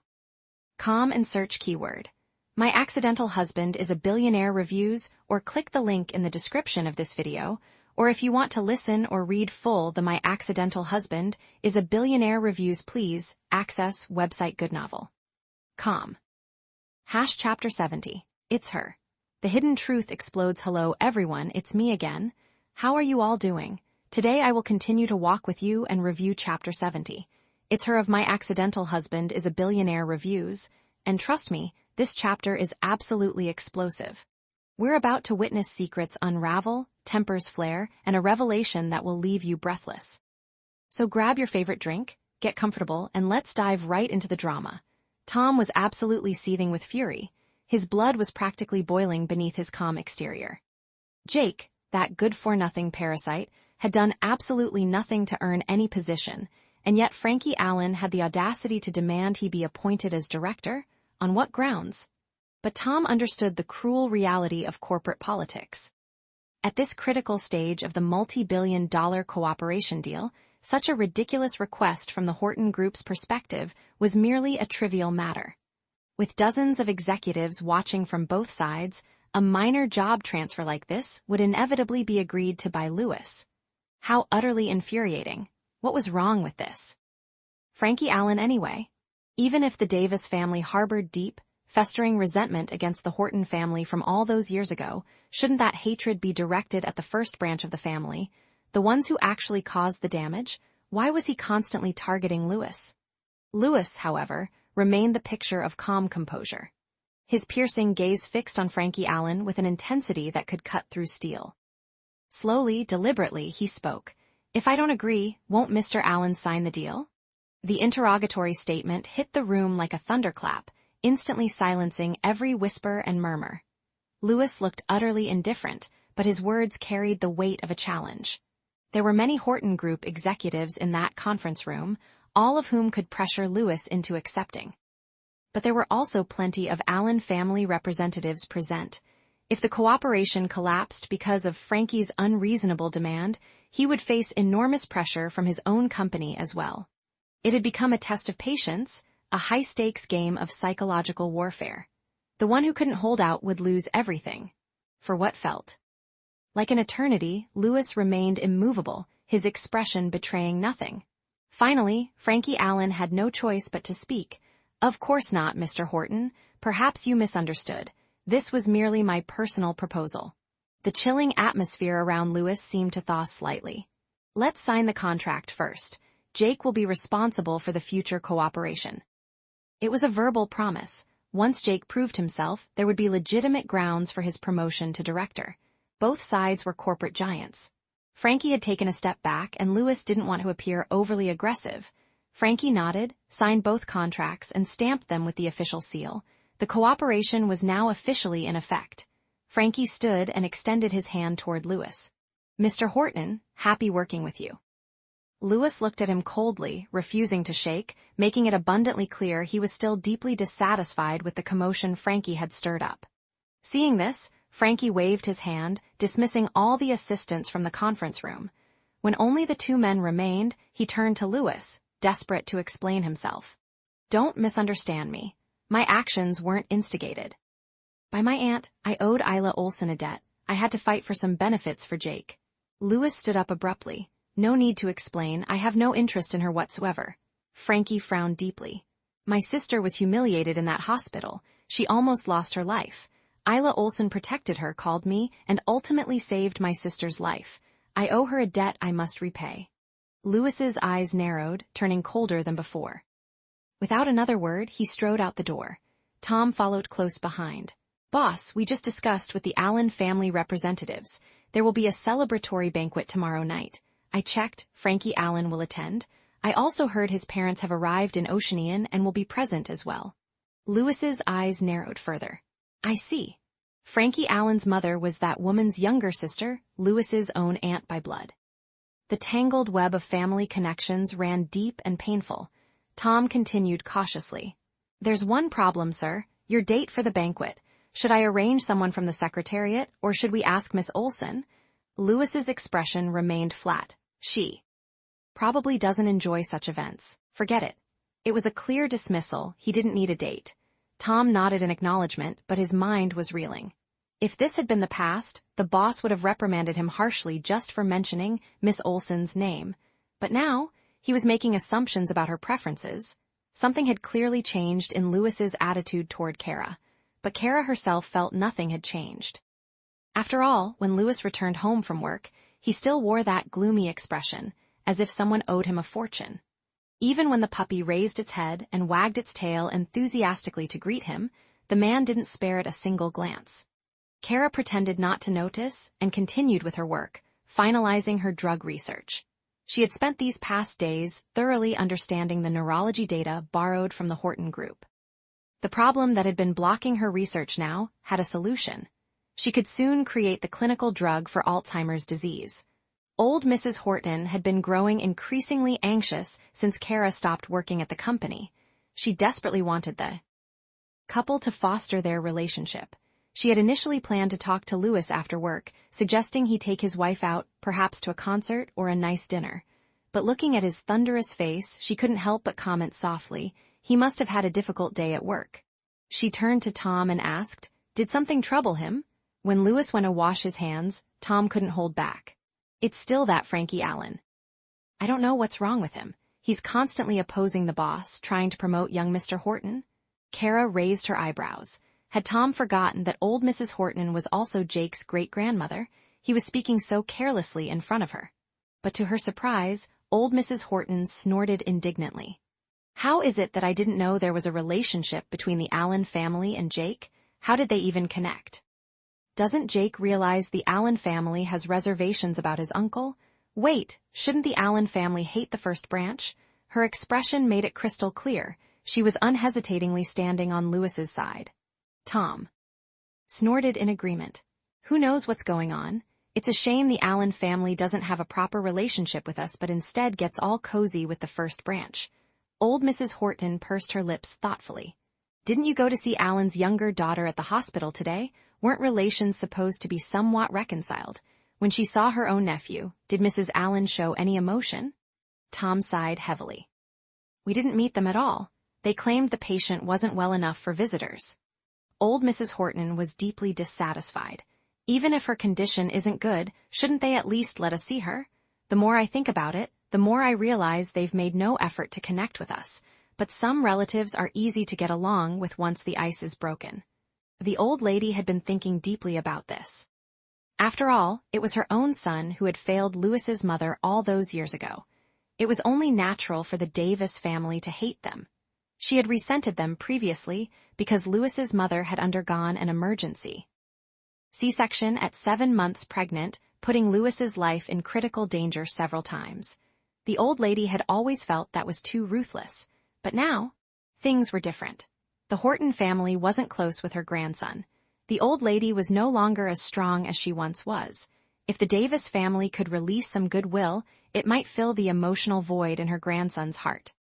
She had actually been hoping that through this cooperation, Lewis could grow closer to the Allen family. But who would have imagined it would turn out like this? Old Mrs. Horton was filled with worry. What's wrong with the Allen family? Seeing her mumbling to herself in confusion, Keira suddenly spoke up. Grandma, why don't I try to introduce the two families to each other? After all, she was Rebecca Allen's savior. She had met Mr. and Mrs. Allen and found them to be genuinely good people. Once the relationship thawed, they could slowly get along. Just then, Louis emerged from the bathroom after washing his hands. He heard Keira's words, and his gaze immediately grew cold, but instead of dismissing her, he followed up with a pointed question. Do you know the Allen family? Keira nodded innocently. Yes, I did them a small favor earlier. A small favor? Louis's mind raced, connecting the dots with terrifying clarity. So it was you who saved his sister. Keira's eyes widened in surprise. How do you know? The question hung in the air like a bomb waiting to explode. The revelation had landed, and everything was about to change. Readers' impressions and star rating, *wow. Just wow. This chapter had me on the edge of my seat from start to finish. The tension in the boardroom was absolutely palpable. I could practically feel Louis's cold fury radiating through the pages. And that final revelation? Chills. The way Louis immediately connected the dots when Keira mentioned helping the Allen family showed just how sharp and perceptive he really is. But what I loved most was old Mrs. Horton's development. Seeing her genuinely concerned about Louis's emotional well-being and wanting to bridge the gap with the Davis family shows there's real growth in her character. The corporate maneuvering, the family secrets, the hidden debts. This chapter has everything. Star rating. 4.8/5 stars. Next chapter prediction. Asterisk, I have a feeling the celebratory banquet tomorrow night is going to be absolutely explosive. Now that Louis knows Keira saved Rebecca Allen, he's going to be watching her every move. But more importantly, when Frankie Allen's parents, Louis's own aunt and uncle, see Keira at the banquet, there's going to be an emotional reunion that could change everything. Will Louis finally learn the truth about his mother's past? Will Keira's connection to the Allen family bring old wounds to the surface or heal them? And how will Jake react when he realizes his schemes might be unraveling? I predict fireworks, tears, and secrets finally coming to light. To listen free the next reviews chats, please access website novelsaudio.com and search keyword My Accidental Husband is a Billionaire reviews, or click the link in the description of this video, or if you want to listen or read full the My Accidental Husband is a Billionaire reviews, please access website goodnovel.com. Chapter 71, Open Your Eyes. A glimpse of the heart. Hello everyone, it's me again. How are you all doing? Today I will continue to walk with you and review Chapter 71 of My Accidental Husband is a Billionaire. This chapter is a beautiful mix of tender moments, hidden feelings, and a warning that might just backfire. Let's dive right in. The evening air in the Horton family home was thick with unspoken words. Old Mrs. Horton, sharp as ever despite her age, had been listening carefully to Keira's conversations. When she heard Keira mention visiting someone, the old lady's eyes lit up with recognition. Granddaughter-in-law, the person you said you visited today, is it the younger sister of the Allen family? She asked, her voice gentle but curious. Keira nodded, surprised that the old lady remembered such a detail. After returning from the police station that day, she had gone straight to see Rebecca, staying until the young woman finished her rehabilitation training. It had been a simple explanation to Mrs. Horton, but somehow the old woman had tucked it away in her memory. As Keira looked at Mrs. Horton, she noticed something remarkable. The old lady's health seemed to be improving, not declining. A spark of hope ignited in Keira's chest. The medicine she was developing had asterisk to be completed soon. If it could help Mrs. Horton remember the truth about her marriage to Louis, then maybe, just maybe, everything would fall into place. Louis, who had been silently observing their exchange, caught the conversation. A mocking smile curled at the corner of his lips. So that was it. Frankie had mistaken someone else for Keira. The thought amused him more than it should have. He cleared his throat, his deep voice cutting through the quiet room. Miss Olsen, the day after tomorrow there's a celebration banquet for the collaboration between Horton Group and the Allen family. I'm still missing a female companion. Are you interested? Keira didn't even look up. No. Louis's expression flickered, his eyes darkening with frustration. He tried again, his tone measured. Didn't miss.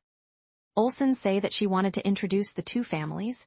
Only then did Keira raise her head to meet his gaze. Her eyes were amorous, twinkling with a hint of mischief. With a reluctant sigh, she finally agreed, "All right." Old Mrs. Horton's eyebrows shot up in surprise.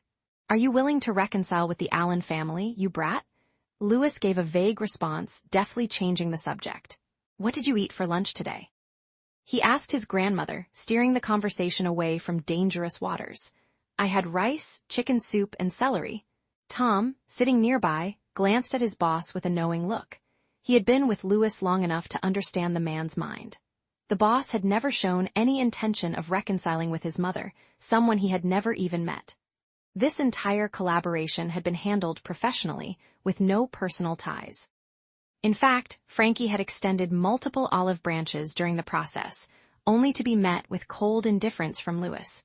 So why would Louis suddenly agree to attend the banquet? Was it truly for business, or was it just an excuse to have Keira by his side? Tom's expression turned thoughtful. After dinner, Keira decided to take her puppy for a walk.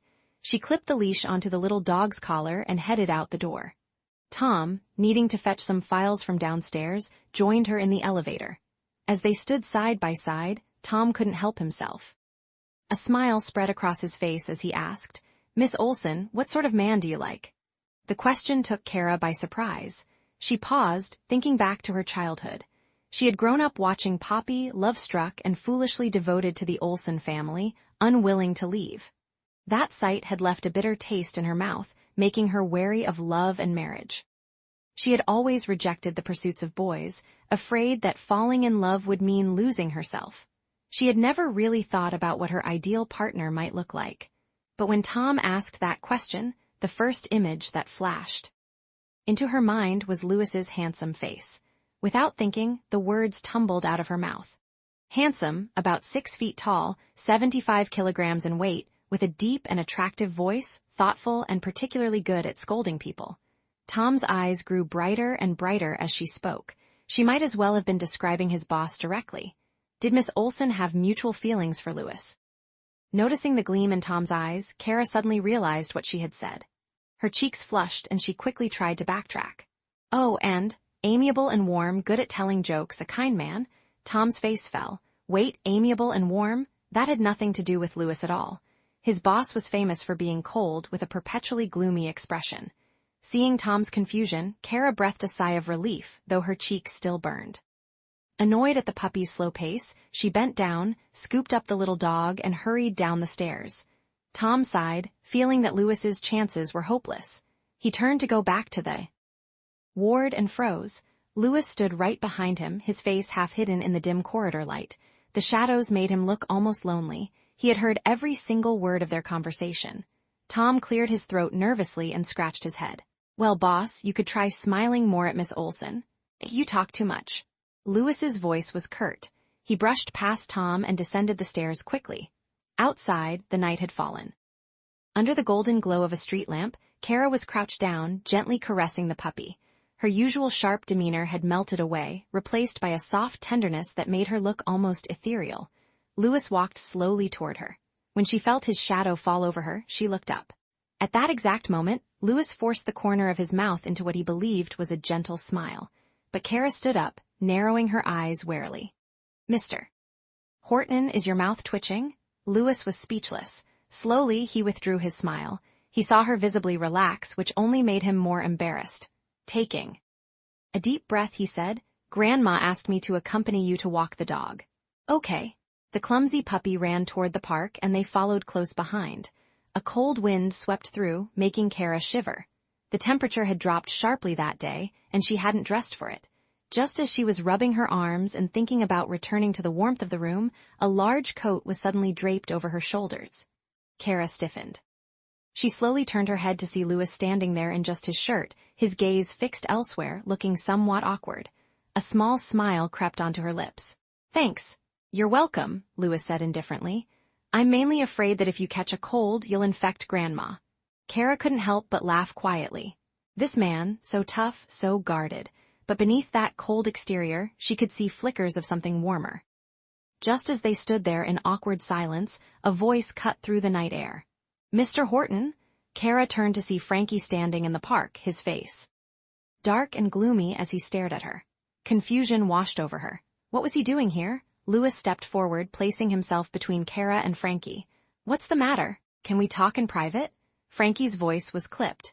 He shot another long look at Keira before walking to the side. He clearly wasn't happy. Louis followed reluctantly. Frankie had just returned to the ward to hear that his sister was deeply troubled. Earlier that day, when Rebecca had asked for help for the first time, someone had cruelly told her that an infatuated woman like her deserved to die. The words had cut so deep that Rebecca had lost her will to live during the surgery. Frankie was furious. When Louis reached him, Frankie asked with a frown, "What's your relationship with this Miss Olsen?" Louis's tone was icy. "Mr. Allen, this has nothing to do with you." Frankie took a deep breath, struggling to control his anger. "Anyway, you're my aunt's son, seeing that you and her seem to be more than casual acquaintances, I felt I should remind you to keep your eyes open. This woman is not a good person. There's no relation between our two families, Mr. Allen. You don't need to worry about me." Louis's voice was colder now, each word dropping like a stone. "Moreover, I think the one who should keep their eyes open should be you." Frankie froze. "What do you mean?" But Louis didn't wait for an answer. He turned and walked away, leaving Frankie standing alone in the shadows, his question hanging unanswered in the cold night air. Reader's impressions and star rating. Oh my goodness, this chapter was an emotional roller coaster. I absolutely loved watching Keira accidentally reveal her true feelings for Louis, only to clumsily try to cover them up with descriptions that don't fit him at all. The tender moment in the park, with Louis offering his coat and trying to smile gently and failing miserably, was both adorable and heartwarming. And Frankie's warning, it's so ironic that he's the one who needs to open his eyes, not Keira. Louis stands up for her without hesitation, which shows just how much she means to him. This chapter beautifully balances humor, romance, and tension. Star rating, 4.8/5 stars. Next chapter prediction. I predict that in the next chapter, the celebration banquet will become a battlefield of emotions. Frankie will likely confront Keira directly, and Rebecca's accident may come to light. Meanwhile, Keira and Louis's hidden feelings will be put on display in a high society setting, which could either bring them closer together or create more misunderstandings. And what about the medicine Keira is developing? I have a feeling Mrs. Horton's health holds the key to unlocking the truth about the marriage. To listen free the next reviews chapters, please access website novelsaudio.com and search keyword "My Accidental Husband is a Billionaire" reviews, or click the link in the description of this video, or if you want to listen or read full the "My Accidental Husband is a Billionaire" reviews, please access website goodnovel.com. Chapter 72, Banquet. The Gathering Storm. Hello everyone, it's me again. How are you all doing? Today I will continue to walk with you and review Chapter 72, Banquet of My Accidental Husband is a Billionaire reviews. This chapter is a roller coaster of emotions, confrontations, and secrets bubbling to the surface, and I can't wait to share every thrilling moment with you.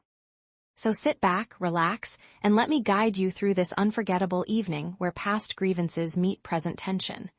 The evening air was thick with tension as Louis turned and walked away from Frankie without another word. But Frankie, fueled by indignation, couldn't let it go. "Louis, how could you be so ungrateful? You!" The words died in his throat as Louis stopped dead in his tracks. When Louis whirled around, his eyes were no longer cold, they were demonic asterisk. A flicker of sinister anger glowed in his gaze, his expression dark and terrifying like a vengeful spirit crawling out from the depths of hell. Frankie's voice choked, his words trapped in his throat by sheer terror. Louis's voice was low, but it carried a chilling menace that cut through the night air like a blade. "Mr. Allen, our relationship is purely business. You've crossed the line." He left those words hanging like a curse and walked away briskly, leaving Frankie rooted to the spot, his face frozen in shock. For the first time, Frankie truly understood who Louis was.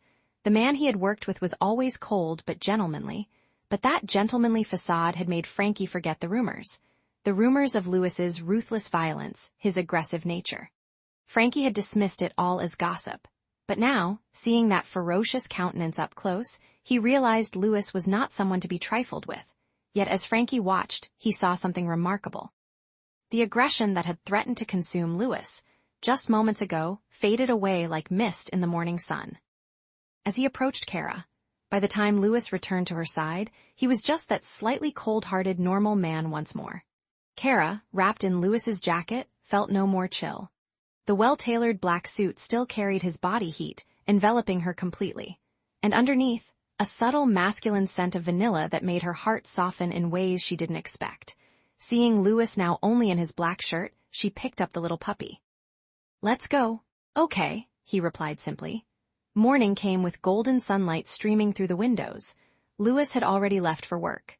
Keira sat on the sofa, basking in the warmth, finally putting the finishing touches on her research on Alzheimer's disease. With a satisfied click, she sent the email to the overseas biopharmaceutical research base and stretched her arms high above her head. She picked up her phone and found a WhatsApp message from Rebecca. "Miss Olsen, do you have time tomorrow night? Can you come too?" "See me?" Keira typed back quickly.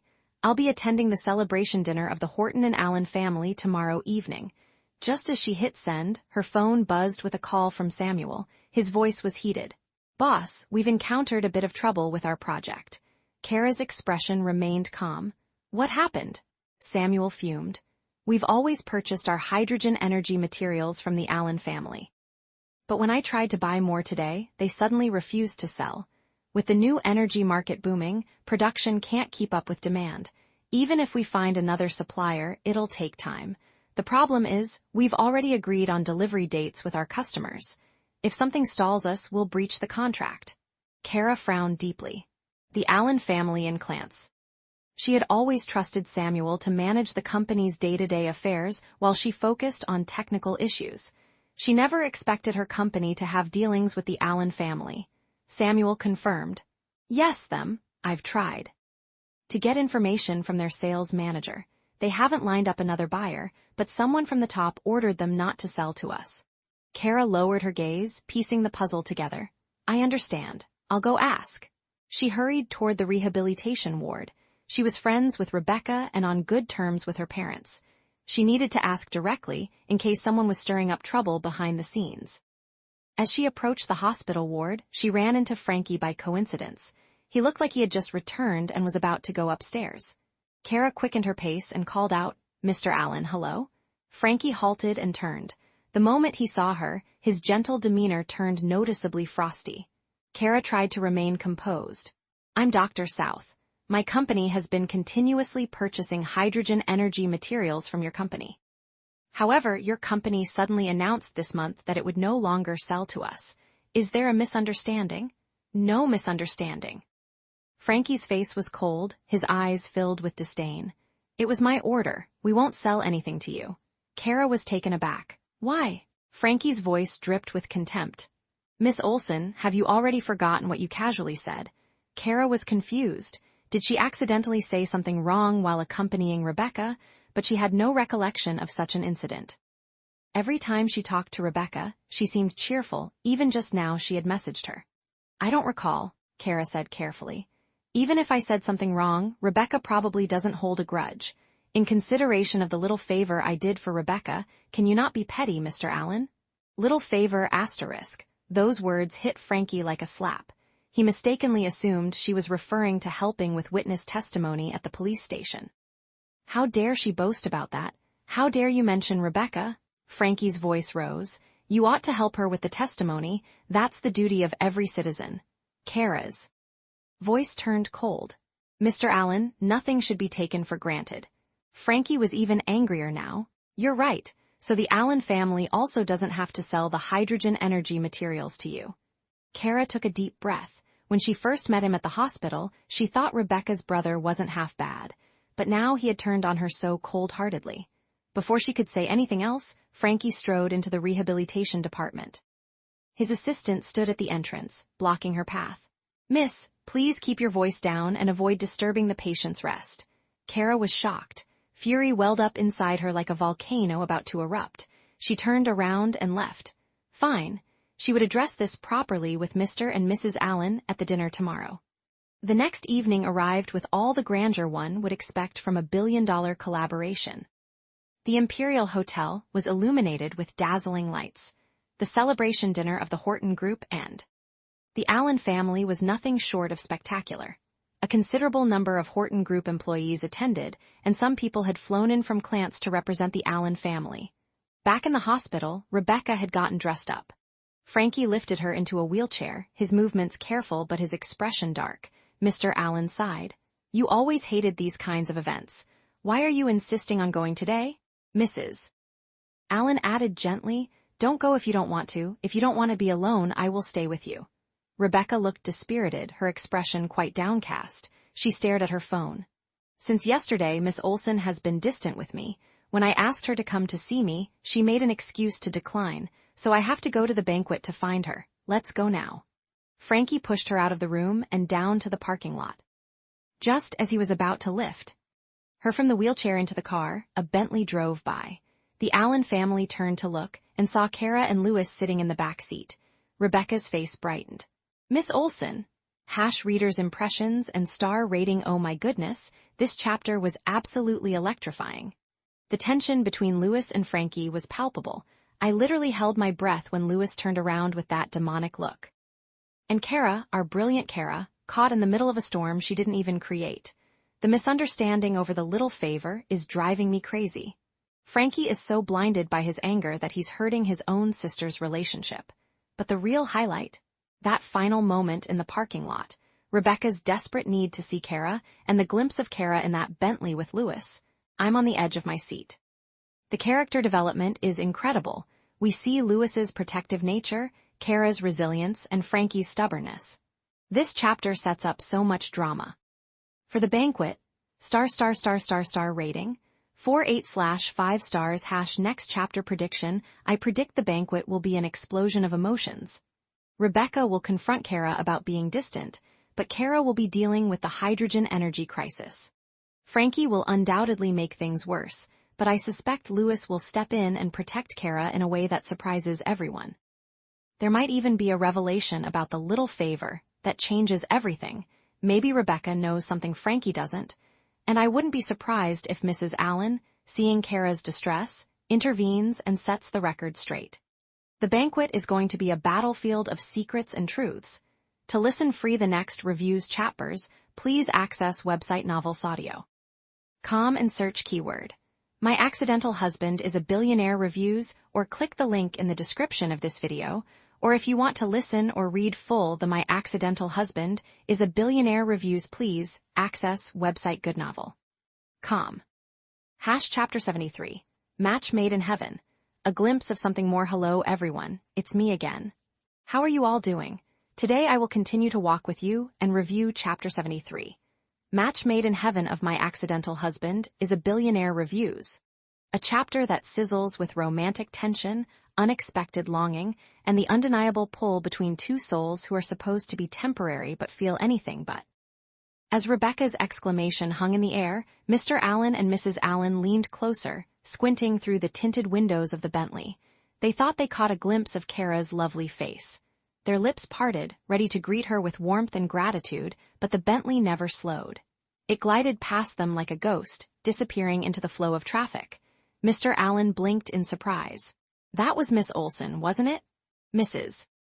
Allen nodded, her eyes still fixed on the road ahead. I'm almost certain it was her. Frankie's brow furrowed with suspicion. If someone was sitting in Louis Horton's car, logic dictated it had to be Keira, not Isla. The thought unsettled him more than he cared to admit. Rebecca practically bounced in her wheelchair. Yes, that was her. Quick, let's catch up. I want to walk into the banquet with Miss Olsen. Frankie clenched his jaw, frustration simmering beneath his composed exterior. Could it truly be Isla in that car? The uncertainty gnawed at him. The Allen family scrambled into their own vehicle, but the Bentley had already vanished from sight. Rebecca urged the driver forward, her excitement undimmed. They spotted the Bentley again just before reaching the Imperial Hotel, but it slipped into the employees' parking lot while their car was turned away at the main entrance. Frankie patted Rebecca's shoulder reassuringly. We'll see her inside. Rebecca sighed but nodded. I suppose that will have to do. Meanwhile, Keira followed Louis through the corridors of the Imperial Hotel. The grand building was another jewel in the Horton Group's crown, and Louis moved through it with the ease of a man who owned the world. But something felt off to Keira. They weren't heading toward the banquet hall. She paused, her instincts prickling. Louis sensed her hesitation and turned, his dark eyes questioning. "Where are we going?" Keira asked, her voice cautious. "The suite," Louis replied simply. Keira's heart stuttered in her chest. "What for?" Before Louis could respond, Tom popped up from behind like an eager puppy. "For your makeup and dress, of course. It was inconvenient at the hospital, so we booked a suite upstairs." Keira wanted the floor to swallow her whole. Of course that's what he meant. What else would it be? She cleared her throat, desperately trying to mask her embarrassment. "I see." Louis glanced at her, and if Keira wasn't mistaken, she caught the ghost of a smirk tugging at his lips. His eyes seemed to see right through her wandering thoughts. Heat flooded her cheeks. "You're being ridiculous, Keira. You're getting divorced, remember." But her heart wasn't listening. Tom, oblivious to her internal crisis, pressed further. "What did Miss Olsen think we were going to do?" Keira's face burned even brighter. She was saved by Louis smoothly changing the subject. "Has the makeup artist arrived?" "How are the preparations for the dress?" Tom snapped to attention. "They arrived early, sir. As for the dress, we weren't sure what Miss Olsen would prefer, so we prepared over a dozen options for her to choose from." Keira breathed a silent prayer of thanks. The presidential suite on the top floor was breathtaking in its opulence, but Keira's eyes were drawn to the row of dresses displayed before her. Silks, satins, laces, and sequins in every shade imaginable, a rainbow of possibilities that left her momentarily overwhelmed. Growing up in the Olsen household, she had never been allowed to attend banquets. After moving out, her life had revolved around survival, not glamour, but she refused to let her inexperience show. Calmly, she turned to the makeup artist. "Do you have any suggestions?" The artist's eyes lit up as she brought forward a simple yet striking silk contour dress in emerald green. "Miss Olsen, I recommend this one. You have a slender frame but an excellent figure. This dress will make you the center of attention." Keira nodded. "Let's go with this." She disappeared into the bedroom to change, emerging moments later, and the world seemed to hold its breath. Louis had been sitting silently on the sofa, his mind elsewhere. But when the door opened, his gaze snapped up instinctively and froze. The makeup artist had mentioned Keira's good figure, but Louis had dismissed it. After all, Keira usually wore loose, comfortable clothes that hid her curves. But this dress, this emerald silk dress, clung to her body like a second skin, tracing every line, every curve, every graceful contour. Her back was slender yet strong. Her collarbone was delicate, almost ethereal. And her chest, he forced himself to look away, but his eyes refused to obey. Her waist was impossibly slender, yet there was strength in her posture, confidence in the way she held herself. Her pale skin glowed against the deep green fabric.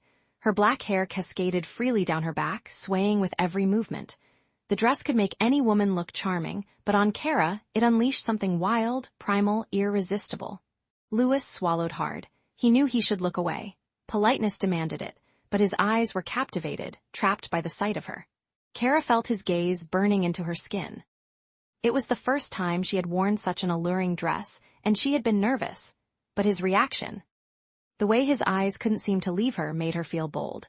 "What does Mr. Horton think?" she asked, her voice soft but teasing.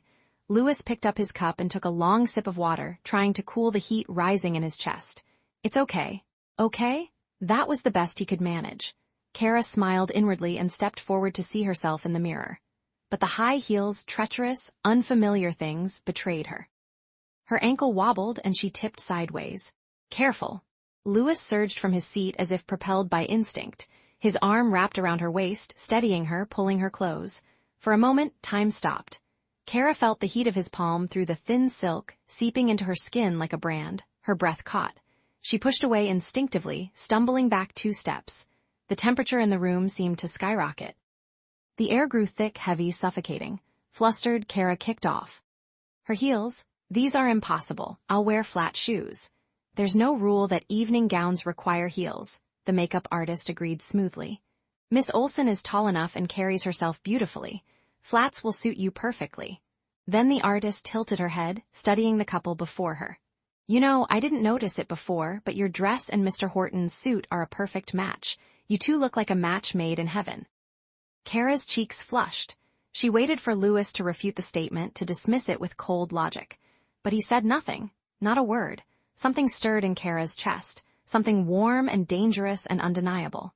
She had never been in a relationship before, but she wasn't naive.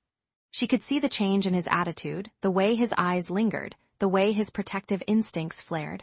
Before, she would have erected walls, kept her distance. But this time, the feeling in her heart was sweet. She decided not to analyze it, not yet. Let things develop naturally. They entered the banquet hall through the main entrance together, a striking pair, emerald and charcoal, elegance and power intertwined. Across the room, Rebecca sat in her wheelchair nibbling pastries while Frankie stood beside her, champagne in hand. Rebecca scanned the crowd eagerly. "Where's Miss Olsen? Why hasn't she arrived?" As if on cue, a commotion rippled through the entrance. Everyone turned. And there she was. Reader's impressions and star rating this chapter was pure magic. The romantic tension between Keira and Lewis is absolutely intoxicating. I loved seeing Lewis completely undone by Keira's beauty. The man who controls billion-dollar empires couldn't even control his own gaze. The match made in heaven comment from the makeup artist, followed by Lewis's silence, spoke volumes. He's falling for her, and he doesn't even realize it yet. The way Keira decided to let things develop naturally instead of running away shows her growth. She's finally allowing herself to feel. Star rating. 49/5 stars. Next chapter prediction. Next chapter, the banquet is going to be a battlefield. Rebecca and the Allen family will finally meet Keira face to face, and I predict Frankie will have a major confrontation with Lewis. Frankie is clearly suspicious about the identity of the woman in the car, and his jealousy is about to explode. Also, I bet Isla will pop up somewhere, either at the banquet or lurking in the shadows, ready to cause trouble. Keira and Lewis's fake marriage is about to be tested in public. To listen free the next reviews chapters, please access website novelsaudio.com and search keyword "My Accidental Husband is a Billionaire" reviews, or click the link in the description of this video, or if you want to listen or read full the My Accidental Husband is a Billionaire reviews, please access website goodnovel.com. Chapter 74. Introduction. A banquet of hidden agendas and unexpected reunions. Hello, everyone. It's your favorite storyteller here, ready to guide you through another thrilling chapter of My Accidental Husband is a Billionaire reviews. How are you all doing today? I hope you're ready for a deep dive into the glittering, treacherous world of high society, where every smile hides a secret and every handshake could be a dagger. Let's step into the grand banquet hall of the Horton Group and discover what unfolds in Chapter 74. Introduction. The Horton Group's annual banquet was in full swing, and as soon as Lewis Horton crossed the threshold, the executives swarmed toward him like moths to a flame. Oceanian was his home turf, after all, and the power brokers knew exactly where to pay their respects. Lewis exchanged pleasantries with practiced ease, but his eyes were elsewhere, darting through the crowd, tracking a quiet figure that had slipped away from him the moment they entered. Keira had moved through the sea of tuxedos and gowns like an eel through murky water, smooth and silent. She found refuge in the snack area, a quiet corner where she could stand upright again, finally breathing freely. She helped herself to a small plate of canapés, thinking she was hidden from the world. But she was wrong. Her cool, aloof beauty had drawn more than a few glances, and even from across the room, Lewis felt his fingers tingling with the memory of her waist, the smooth, soft fabric, the warmth beneath. He loosened his tie, trying to shake the feeling, only to hear a flattering remark from an executive in front of him. "Mr. Horton, didn't Mrs. Horton come along? You're hiding her too well. We should meet our First Lady at least once." A nearby colleague quickly pulled the speaker aside, fearing his bluntness. Everyone knew Lewis hated people talking too much about his wife. This newcomer had just been reassigned from another city. Would Mr. Horton explode? But to everyone's astonishment, Lewis simply replied, "You'll get an opportunity someday." The crowd fell into stunned silence. Mr. Horton's attitude had changed. Rebecca Allen watched Lewis enter without Keira and felt a pang of disappointment. She continued scanning the room, her eyes searching. Frankie, her husband, leaned closer. "I have something good to tell you." "What is it?" "Do you remember the incident with Miss Olsen? The woman you first sought help from, she not only refused to lend you a hand, but also insulted you."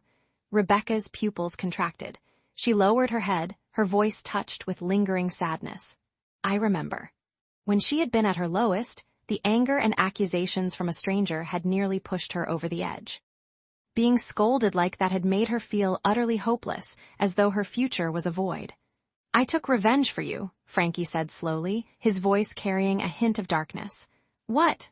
Her company needs to purchase raw materials from us. I cut off her supply chain. She won't be able to procure what she needs anytime soon." Rebecca bit her lip. It wouldn't go that far, right? She might have been impulsive in that moment. Even if she was impulsive, she shouldn't have insulted anyone at will. Suddenly, Jake Horton emerged from the side, fuming. "I'm sorry, Mr. Allen. I just happened to overhear your conversation." I couldn't help but add my 2 cents. He turned to Rebecca. "Everyone has to pay for their actions. Even if she's naturally cold and doesn't want to help, she shouldn't have said such words to a person in a predicament. I think Mr. Allen is too kind. This little punishment is too lenient for her." Frankie gently patted Rebecca's head. "We should thank young Mr. Horton for this. He informed me about the collaboration between our families. Otherwise, I wouldn't have known about this small project." Jake laughed. "It's nothing." Rebecca nodded in agreement, then asked, "Where is Miss Olsen now?" Jake chuckled. "She went to the restroom to touch up her makeup." Rebecca's eyes lit up. "Mom, let's go find her." Feeling uneasy among strangers, Mrs. Allen didn't refuse. She pushed Rebecca's wheelchair toward the restroom. As they arrived, they caught Isla just as she was coming out, looking fresh-faced from her touch-up. When they brushed past each other, Rebecca turned her head abruptly, staring after Isla. Mrs. Allen asked, "What's wrong?" Rebecca clenched her fists tightly. She had initially thought her brother had acted too harshly, that she didn't truly hate this woman. But in that instant, she realized how deeply Isla had wounded her. The insult had cut to the bone, making her feel like there was no hope for her future, no point in living. She pulled out her phone and sent a WhatsApp message to Frankie. "Frankie, that woman is also here. Can you get her to leave? I don't want to see her." By the time Frankie read the message, Isla had already walked over to him. She affectionately wrapped her arms around Jake's arm and was about to greet Frankie when she saw his eyes lift, a flicker of sternness flashing in them. "Has the other Miss Olsen also arrived?" Frankie asked. Jake and Isla both frowned. They scanned the room, searching for Keira, but the convention hall was vast, filled with coming and going guests. They couldn't spot her right away. Isla inquired, "What's the matter?" Frankie's face darkened with anger.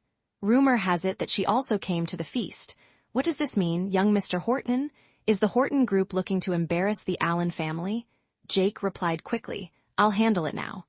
Across the hall, Keira remained relatively quiet in her corner. Even though she drew considerable attention, her chilly demeanor and the icy gleam in her eyes held people at bay. Only a few dared to approach, and those who did were turned away after a few exchanges. After a while, Jalen Horton came over, his expression a mix of excitement and frustration.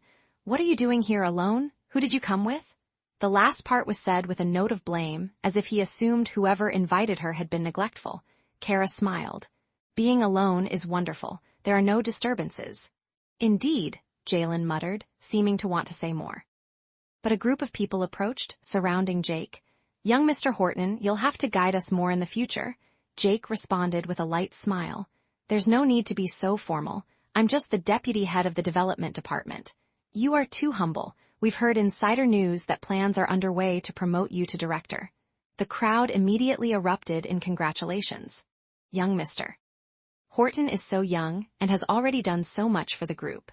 Mr. Horton and Mr. Allen don't get along very well. They say this collaboration almost didn't happen.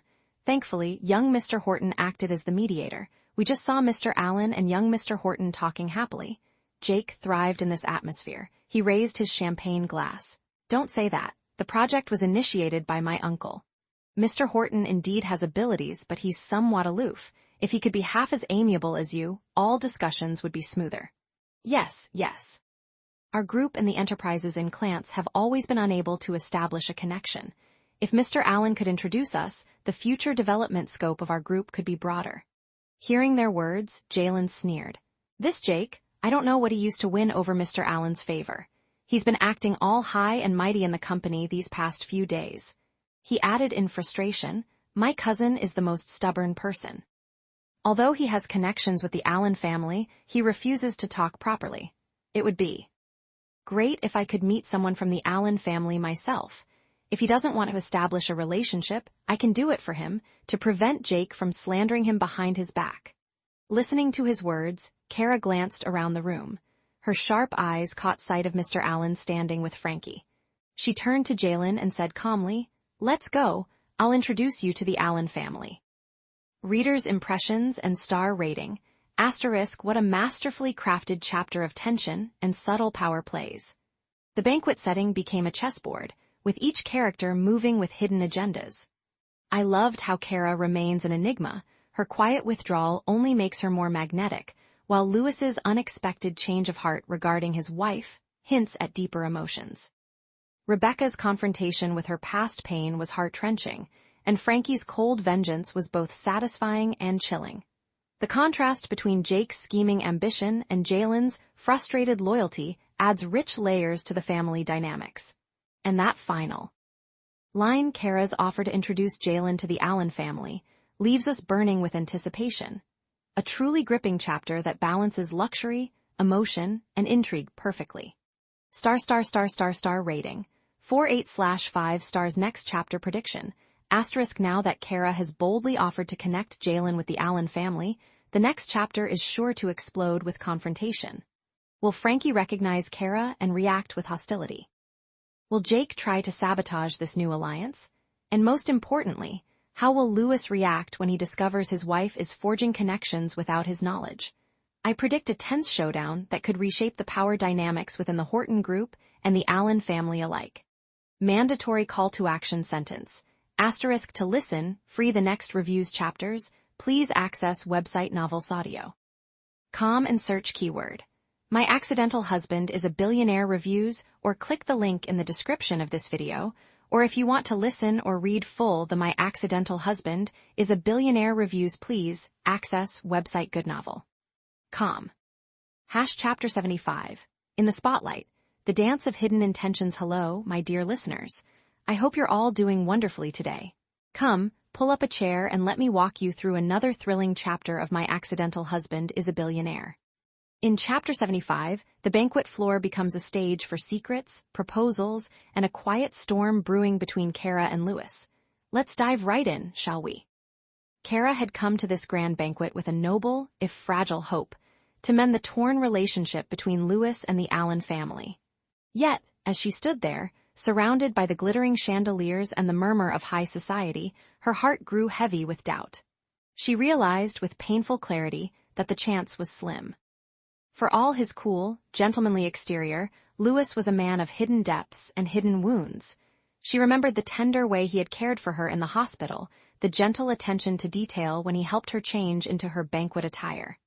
A man like that, if he truly wanted to reconcile, would have done so gracefully. So why didn't he? The truth pierced her. It wasn't that he couldn't reconcile with the Allen family. It was that he refused to reconcile with his own biological mother. Keira's mind raced. Why had he tricked her into coming here? If Lewis wouldn't let go of his grudge, then perhaps she could help Jalen, his cousin, forge a connection with the Allens.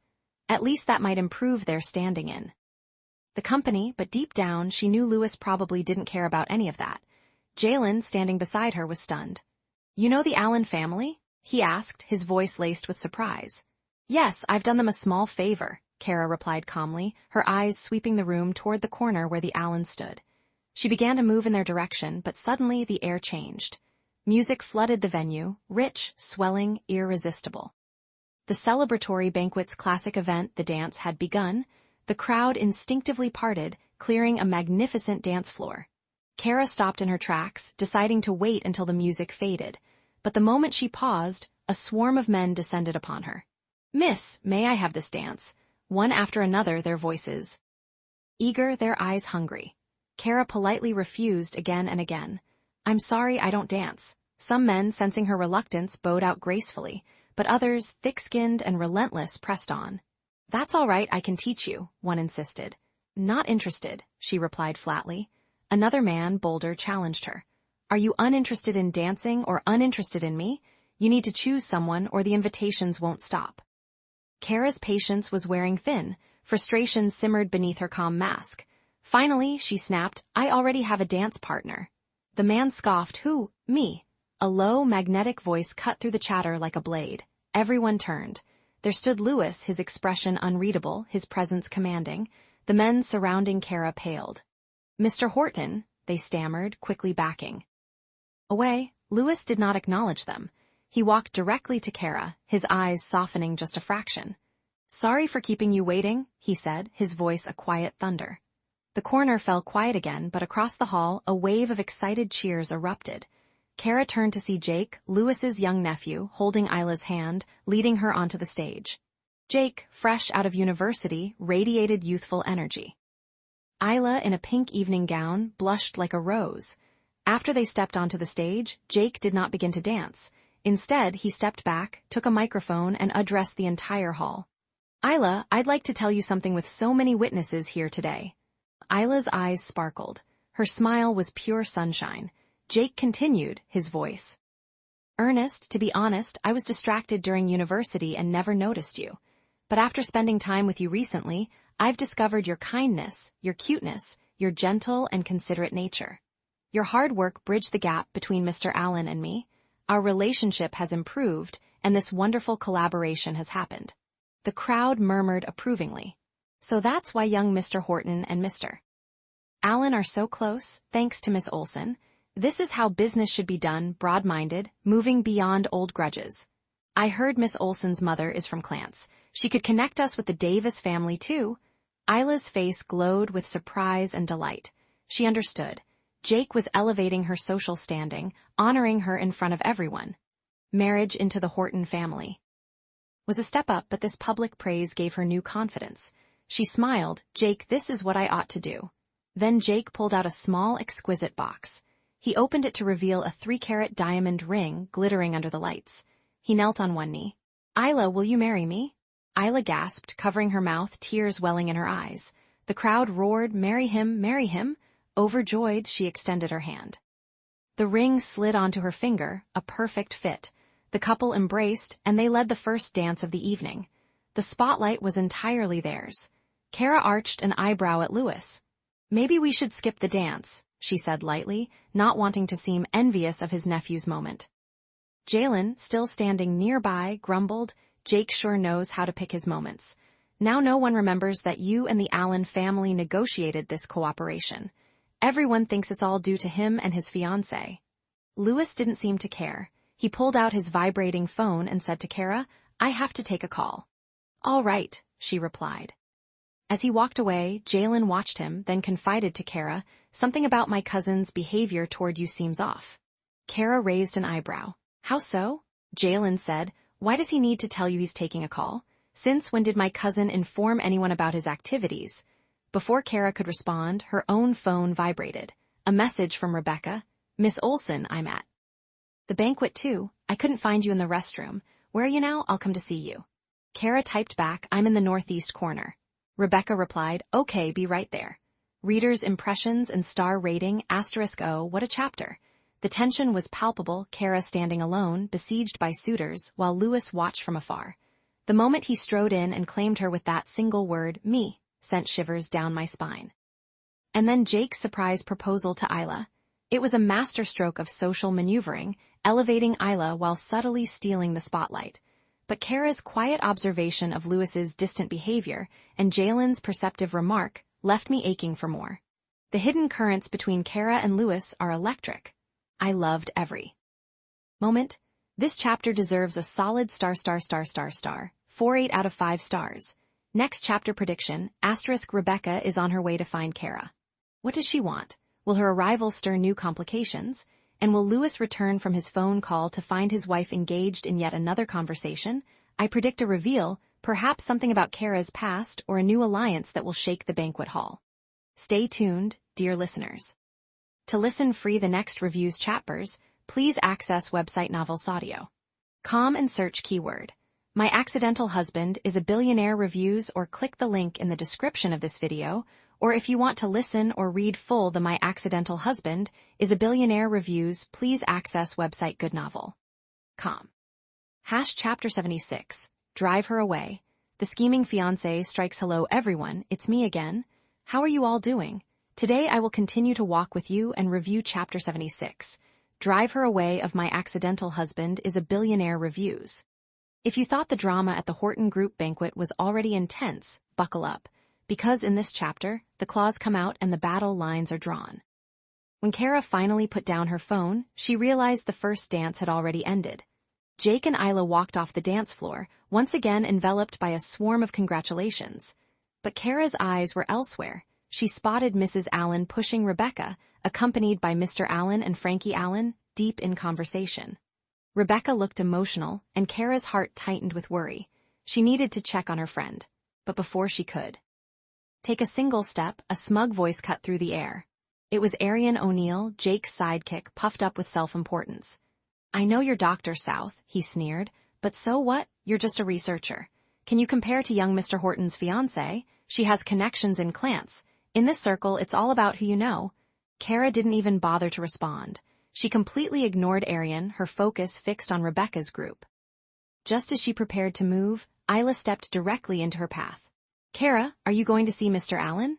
Isla's voice was sweet, but her eyes were sharp as daggers. She had been watching Keira like a hawk. The thought of Keira talking to Frankie Allen made her blood run cold. If Keira let slip the truth about Rebecca, one phone call from Frankie would shatter Isla's carefully constructed lies. No, she couldn't allow that. Her only hope was to get through this night safely. Once the Allen family left, no one could expose her. Isla took a deep breath and tried again. "I think this is really inappropriate. Mr. Allen seems to not want to see you." Keira's gaze turned icy. "Who do you think you are? You can make decisions for Mr. Allen?" Isla lowered her head, playing the victim perfectly. She wished Poppy were here right now. Poppy always had the most accurate and useful advice. But for now, she had to rely on Jake. Fortunately, Jake finally noticed Keira. He had been stunned by her appearance, momentarily lost in her beauty, but Isla's discomfort snapped him back to reality. He stepped forward, shielding Isla behind him. "Keira, how can you speak like that? What do you mean by who is?" "Isla, she is my fiancée." The murmurs around them erupted instantly. "Yes, Miss Olsen is practically the hostess here. Among all the female guests, her status is the highest. Who is this woman? She dares to speak to Miss Olsen like that. Doesn't she know the saying, when in Rome, do as the Romans do? I saw Mr. Horton talking to her earlier. Is she his guest? She's just some woman. She's not Mrs. Horton.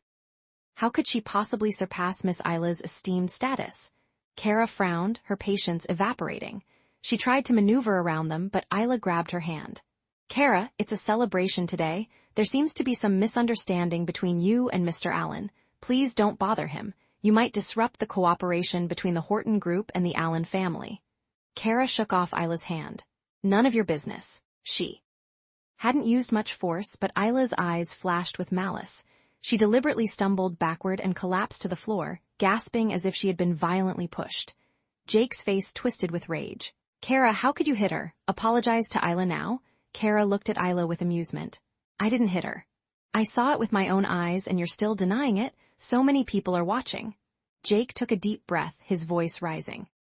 "Keira, do you think you can do whatever you want just because my uncle and grandmother spoil you? This is the Horton group, not your home. You can't cause a scene here. You need to apologize to Isla today and leave immediately. Don't upset Mr. Allen." There were hidden implications in his words, and Arian eagerly picked up on them. "Young Mr. Horton, what's going on? Does Mr. Allen dislike her? Why?" Keira also wanted to know why, so she remained silent, her eyes fixed on Jake. Jake chuckled darkly. "Of course, it's because when she was at the hospital." Before he could finish, Isla grabbed his arm and shook her head slightly. Keira was impulsive and offended Mr. Allen, but the exact reason is personal and shouldn't be discussed. Jake assumed Isla was referring to Rebecca's issues, certainly not glorious enough for public discussion. Isla continued, her voice dripping with false generosity. "Jake, it was just that Keira used a little too much force when she pushed me, but she didn't do it on purpose. I don't need her to apologize." Jake frowned. "Isla, you're just too kind." He glared at Keira. "Isla has dropped the issue without blaming you. Get out of here now. If you don't leave, I'll call security." Isla quickly added, "Keira, Mr. Allen said earlier that he didn't want to see you here. For the sake of the Horton group, it's better for you to leave." The crowd immediately chimed in. "The Allen family is the guest today. We should definitely put their preferences first. This young lady should hurry up and leave." "Exactly, hurry up and leave. Don't embarrass yourself here." "She looks quite pretty, but how thick-skinned is she?" Just then, Jalen stepped in front of Keira, his voice ringing with authority. Keira, I mean Miss Olsen was invited by Mr. Horton. I'd like to see who dares to drive her away. The crowd fell silent. I dare. Jake stepped forward, standing face to face with Jalen. I've made my decision. I'll kick out this person today. Even if my uncle blames me, I'll still kick her out to avoid hindering our cooperation with the Allen family. The crowd erupted in support. Young Mr. Horton is so decisive. Beauty is indeed a disaster. There is discord between Mr. Horton and Mr. Allen. Does the woman beside him not know how to absorb tensions? She's even adding fuel to the fire. Marry an understanding woman, look at her, and then look at Miss Olsen, so knowledgeable and understanding. She can handle the relationship with the Allen family. She's a virtuous helper indeed. The raised voices of the argument drew the attention of the entire banquet hall. Rebecca, who had just finished a tense conversation with Frankie and Mr. Allen, where Frankie told her not to have too much contact with Keira, noticed the commotion. She didn't want to join, but something caught her eye. Isn't that the northeast corner? Mr. Allen replied, yes. Rebecca grew worried. Let's go and see if something happened to Miss Olsen. Mr. Allen unconsciously glanced at Frankie's expression. Frankie took a deep breath, saw Rebecca's anxious look, and eventually nodded. And so, the four of them walked in that direction. Reader's impressions and star rating *0, what a chapter. The tension was absolutely electric. Isla is a master manipulator. Her fake fall, her sweet words, her ability to twist every situation to make Keira look like the villain. And poor Keira, standing there with everyone against her, yet refusing to bow. Jake is so blinded by Isla's act that he's willing to humiliate his own guest to please her. I love how Jalen jumped in to defend Keira, but the real question is, will Frankie and Rebecca arrive in time to clear Keira's name? This chapter had me on the edge of my seat. Star rating. For 9/5 stars next chapter prediction, I predict that when Rebecca, Frankie, and Mr. Allen arrive at the scene, they will completely upend the situation. Rebecca will surely defend Keira, and Frankie, having already realized there's something strange about Isla's claims, will likely expose the truth. Isla's lies are about to crumble, and Jake will have to face the consequences of his blind faith. But will he admit his mistake, or will he double down? And more importantly, how will Keira handle being publicly vindicated? To listen free the next reviews chapters, please access website Audio.com and search keyword My Accidental Husband is a Billionaire reviews, or click the link in the description of this video, or if you want to listen or read full the My Accidental Husband is a Billionaire reviews, please access website goodnovel.com. Chapter 77. Identification. The confrontation at the gala. Hello everyone, it's me again. How are you all doing? Today I will continue to walk with you and review Chapter 77. Identification of My Accidental Husband is a Billionaire reviews. Buckle up, because this chapter is packed with tension, emotional confrontations, and a shocking revelation that will leave you gasping for air. Let me take you right into the heart of the drama. Picture this. Frankie, the protective brother, is gently pushing Rebecca's wheelchair as their family of four arrives at the edge of the crowd. But they don't get too close. Afraid someone might accidentally bump into Rebecca, they stop a short distance away, where they can vaguely hear the conversation. Keira is surrounded by a few people from the Horton group, all wearing suits and formal attire, making it impossible to spot her immediately. Only through the murmurs of the crowd do they piece together what's happening. Frankie whispers to Rebecca, "It seems Miss Olsen is helping to drive that woman away. Rebecca, you should stay hidden for now." That woman, the one who caused Rebecca so much pain. Rebecca nods but refuses to move further away. Her voice is soft but determined. "Brother, go and see what's happening quickly. That woman is very fierce. Don't let Miss Olsen get bullied. I'll wait for you here." Frankie leaves his parents to look after Rebecca and squeezes through the crowd toward Jake and Keira. As the surrounding people see him, they respectfully greet him. "Hello, Mr. Allen." Jake immediately steps up, eager to please. "Mr. Allen, don't worry. I'll drive this woman away immediately so you guys won't be bothered." He stops being polite and directly commands Arian, "Go call security." But Frankie, keeping his sister's instructions in mind, first looks at Isla. When he sees her holding her own wrist, he frowns immediately. "Miss Olsen, are you hurt?" Once his sister sees this, she would definitely feel upset. Isla, overjoyed at his concern, still replies modestly, just a minor injury. Keira didn't mean it. However, Frankie's frown deepens. That woman dared to hit someone? He gives Keira a disgusted look and harshly says, "Don't you want to purchase raw materials from the Allen family? I can sell it to you, provided that you kneel and apologize to Miss Olsen immediately, knocking your head on the ground 3 times. Frankie doesn't like Isla, so he obviously wouldn't stand up for her over such a minor incident. But he doesn't want the situation to escalate and become widely known, since he can't hold this woman accountable for her slanders against his sister in the past.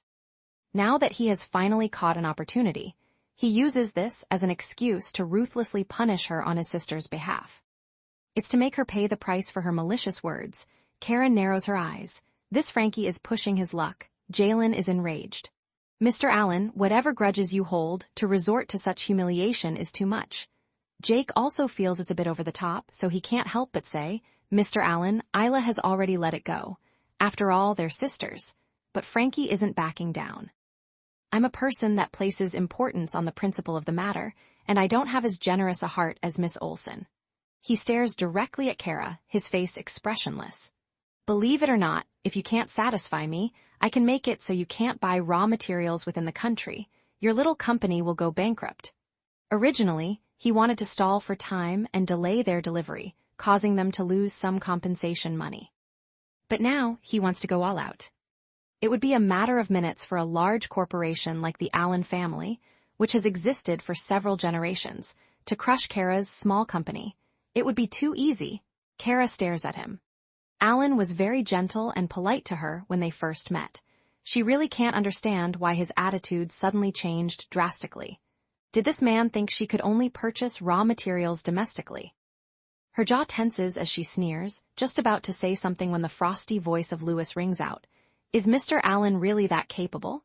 He had gone out to make a call and is finally back. As soon as he walks through the door, he sees Frankie and Keira confronting each other, so he strides over to Keira and stands between her and Frankie. Frankie stares at him. Mr. Horton, kindly refrain from interfering in the matter between us. But Lewis replies indifferently, what if I insist on interfering? Frankie won't back off and his expression darkens. In that case, I need to reconsider the partnership between the Horton and Allen families. When these words come out, it alarms the people from the Horton group. Jake quickly adds, Uncle, you can't switch the company's interests for a woman. Arian echoes, right, Mr. Horton. Jake and his fiancée have put in a lot of effort to maintain a good relationship with the Allen family. Even if you don't want to improve the relationship, how could you pull us down? Hearing this, the other executives murmur in agreement, although they dare not speak out loud. Seeing this, Frankie calmly explains, this woman has once caused my sister unbearable pain with a few sentences, so I have to teach her a lesson. Mr. Horton, are you determined to be enemies with the Allen family? Frankie never wanted to confront Lewis. Given Isla's intervention, he had even been considerate toward Jake by not breaching Lewis's bottom line. But for his sister, he can disregard any consequences. Even if he would be reprimanded by his aunt when he goes back to Clance, he won't hesitate. The executives present can't resist starting to voice their opinions. Mr. Horton, since this lady was the first to hurt Miss Allen, then if Mr. Allen wants to vent his anger, he has the right. Right, we are guests after all. Mr. Horton, can't you consider the group's best interests? Tom, who is following Lewis, gets a little anxious at this point. He mutters quietly, Boss, everyone is siding with Jake right now. If you keep up the strong attitude, I'm afraid you might provoke everyone's anger. Keira, standing behind Lewis and listening to their conversation all along, feels perplexed. She steps forward and says, Mr. Allen, I really can't figure out how I actually hurt Rebecca. Why not ask her to come over? Whatever the issue is, we can discuss it face to face. Isla immediately replies, Keira, Miss Allen is a patient now and it's inconvenient for her to be moved about. How can you ask her to come over? Isn't this just making things difficult for Mr. Allen? However, Lewis responds steadily, Indeed, we should invite Miss Allen over to clarify the issue. Frankie frowns. She's not very comfortable. His sister doesn't want to face this woman who has bullied her. But just as he finishes speaking, his father's voice echoes from the crowd. Frankie, let your sister spell it out to avoid misunderstanding. They may think we, the Allen family, are bullying people. With that, he pushes Rebecca's wheelchair toward them from the back of the crowd. Being watched by so many people, Rebecca tilts her head and seems a little shy to lift it.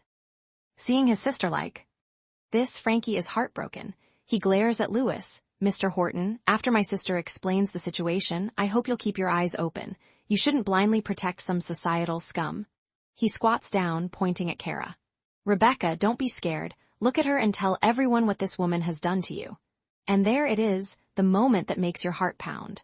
What will Rebecca say? What is the truth hidden behind her fear? This chapter ends with an electrifying cliffhanger, leaving us desperately wanting more. Readers' impressions and star rating **. Oh my goodness, what an intense chapter. The tension is absolutely palpable. Frankie's fierce protectiveness of his sister is admirable, but also disturbing. He's so blinded by his love for Rebecca that he's attacking the wrong person. Lewis standing up for Keira is everything. I love how he doesn't back down even when everyone is against him, and the build-up to Rebecca's identification has me on the edge of my seat.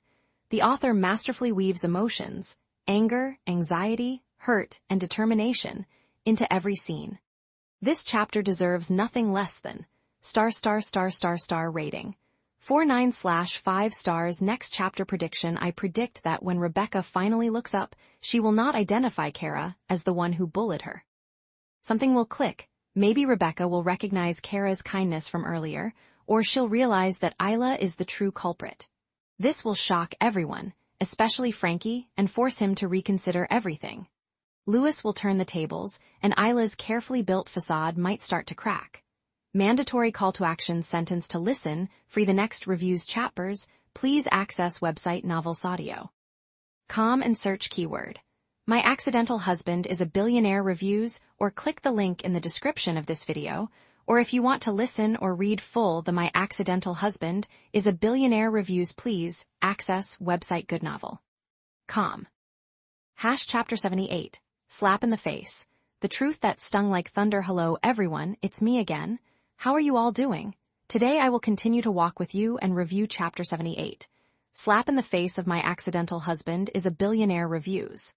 Oh, my dear listeners, this chapter is absolutely explosive, the kind that makes you gasp, cheer, and maybe even want to throw your popcorn at the screen. Let's dive right into the delicious drama that unfolded. Keira stood frozen in place, her heart pounding like a trapped bird. "Miss Allen, Isla was here. Of all the people in the world, why did she have to show up now?" Her fingers clenched nervously, and every fiber of her being screamed to run away, to disappear into the crowd.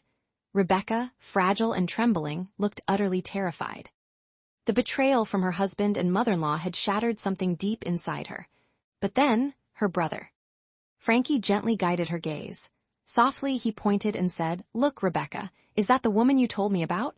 Rebecca's eyes followed his finger. She expected to see that detestable woman, the one who had laughed at her, slapped her, and left her humiliated. Instead, she saw the cold, beautiful face of her lifesaver, Keira. Her jaw dropped. She stood there, completely dumbfounded. Keira looked at her, her voice calm but laced with hurt. "Rebecca, I must have offended you somehow. Perhaps I said something wrong that made you hate me so much." Rebecca's hands flew up in confusion.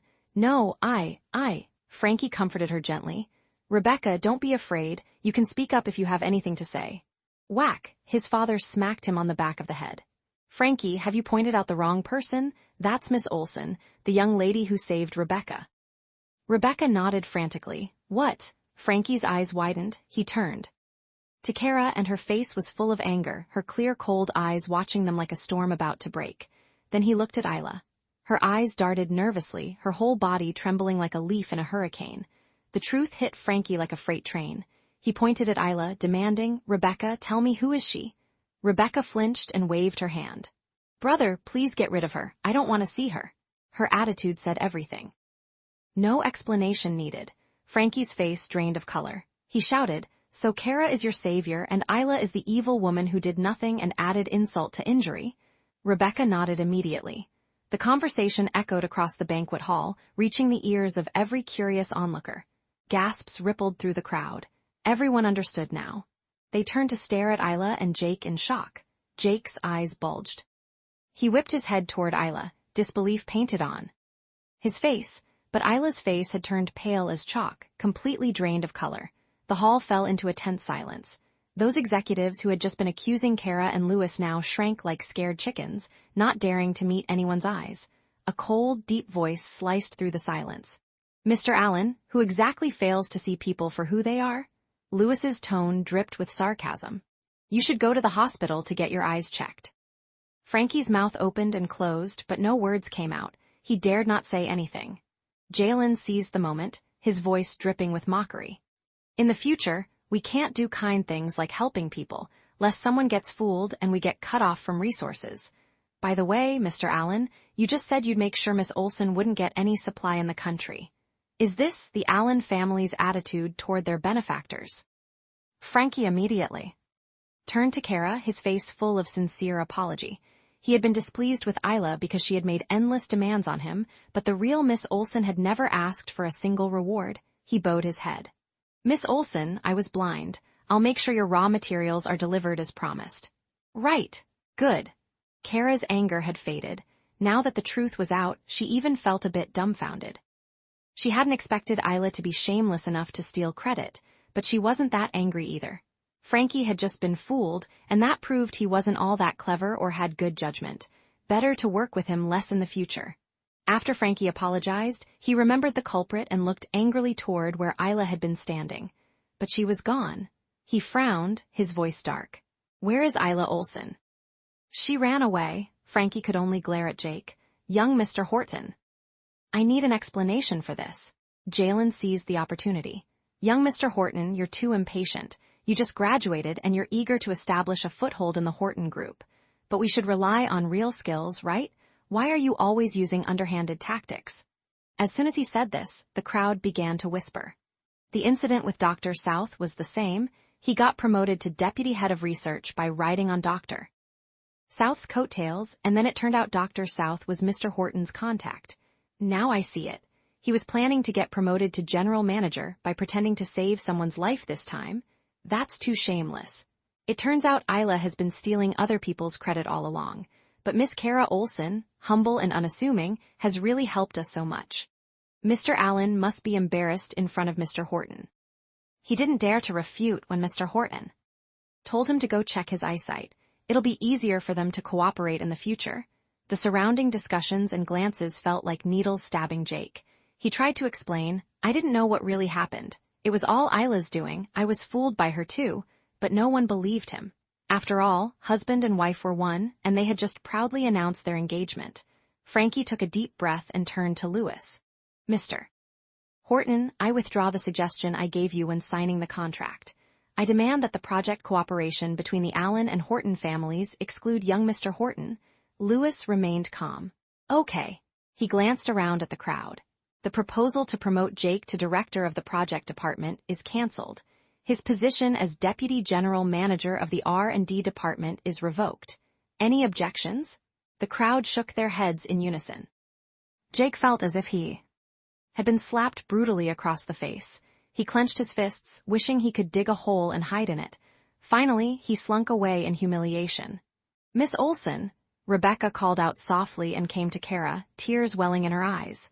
"My brother is so stupid. He even mistook you for that woman. He said he avenged me. Did he do something bad to you?" Keira glanced at Frankie. Even though he pretended to be calm, his restless hands didn't know where to put them, revealing his nervousness. She smiled faintly. "No." Rebecca immediately sighed with relief. "That's really great then." Frankie's eyes flickered with gratitude, but then a grim look crossed his face. He turned to Louis. "Mr. Horton, where is that Isla Olsen staying? She did something wrong, and she has to pay the price." Louis narrowed his eyes and nodded to Tom behind him. "Help Mr. Allen out?" "Sure." On the other side, Keira was whispering with Rebecca. Mr. Allen stared at Keira without blinking. Mrs. Allen nudged him. "Hey, what are you doing?" Mr. Allen's eyes lit up. "I see. No wonder I always felt Miss Olsen looked familiar. I know whose daughter she is." He walked straight toward Keira. "Miss Olsen, is your mother's surname South?" Hash readers' impressions and star rating. Oh my gosh, what a phenomenal chapter. This was the ultimate satisfaction, seeing Isla exposed, humiliated, and forced to flee, while Keira's kindness and honesty were finally recognized. I felt so proud of Keira for handling everything with such grace and dignity. And the slap of reality for Jake? Absolutely glorious. Frankie finally learning the truth, Mr. Allen recognizing Keira's family connection. This chapter delivered on every level. The tension was palpable, the dialogue sharp, and the revenge so sweet. I couldn't stop grinning. ****** rating, 49/5 stars # next chapter prediction. Now that Mr. Allen suspects Keira's mother might be a South, and with Frankie hunting down Isla, the next chapter is bound to be explosive. I predict that Isla will try to spin the story or even threaten Keira, but she'll be caught and forced to face the consequences. Also, Keira's mother's identity might be revealed, which could connect Keira to a powerful family and change everything for her. And Jake, will he try to crawl back to Keira, or will he finally realize he threw away the best thing that ever happened to him? Either way, I'm on the edge of my seat. To listen free the next reviews chapters, please access website Novels Audio. Com and search keyword My Accidental Husband is a Billionaire reviews, or click the link in the description of this video, or if you want to listen or read full the My Accidental Husband is a Billionaire reviews, please access website goodnovel.com. Chapter 79, Jody South. The Ghost of a Name. Hello everyone, it's me again. How are you all doing? Today I will continue to walk with you and review Chapter 79. Jody South of My Accidental Husband is a Billionaire reviews. This chapter is a whirlwind of mistaken identities, family confrontations, and a shocking revelation that shatters the quiet surface of the Olsen household. So grab a cup of tea, settle in, and let's dive right into the heart of the drama. The banquet was winding down, and the guests began to trickle out, leaving behind a lingering hum of polite chatter. Keira, dressed in her stunning gown, stood beside the Allen family, unaware that she had just become the center of a quiet storm. Mr. Allen stared at her, his eyes wide and fixed. "No," he repeated, his voice trembling with disbelief. "Are you sure you aren't mistaken?" Keira shook her head, genuinely puzzled. "No, I'm not." But Mr. Allen couldn't shake the spell. Her eyes, her face, even the tilt of her expression, it was as if a ghost from his youth had walked into the room. "She looked exactly like that woman did when she was young," he murmured, almost to himself. Mrs. Allen, ever sharp, poked him playfully. "By the look on your face, is she your old flame?" Mr. Allen's face flushed, and he stammered, "Easy now, she's of an older generation.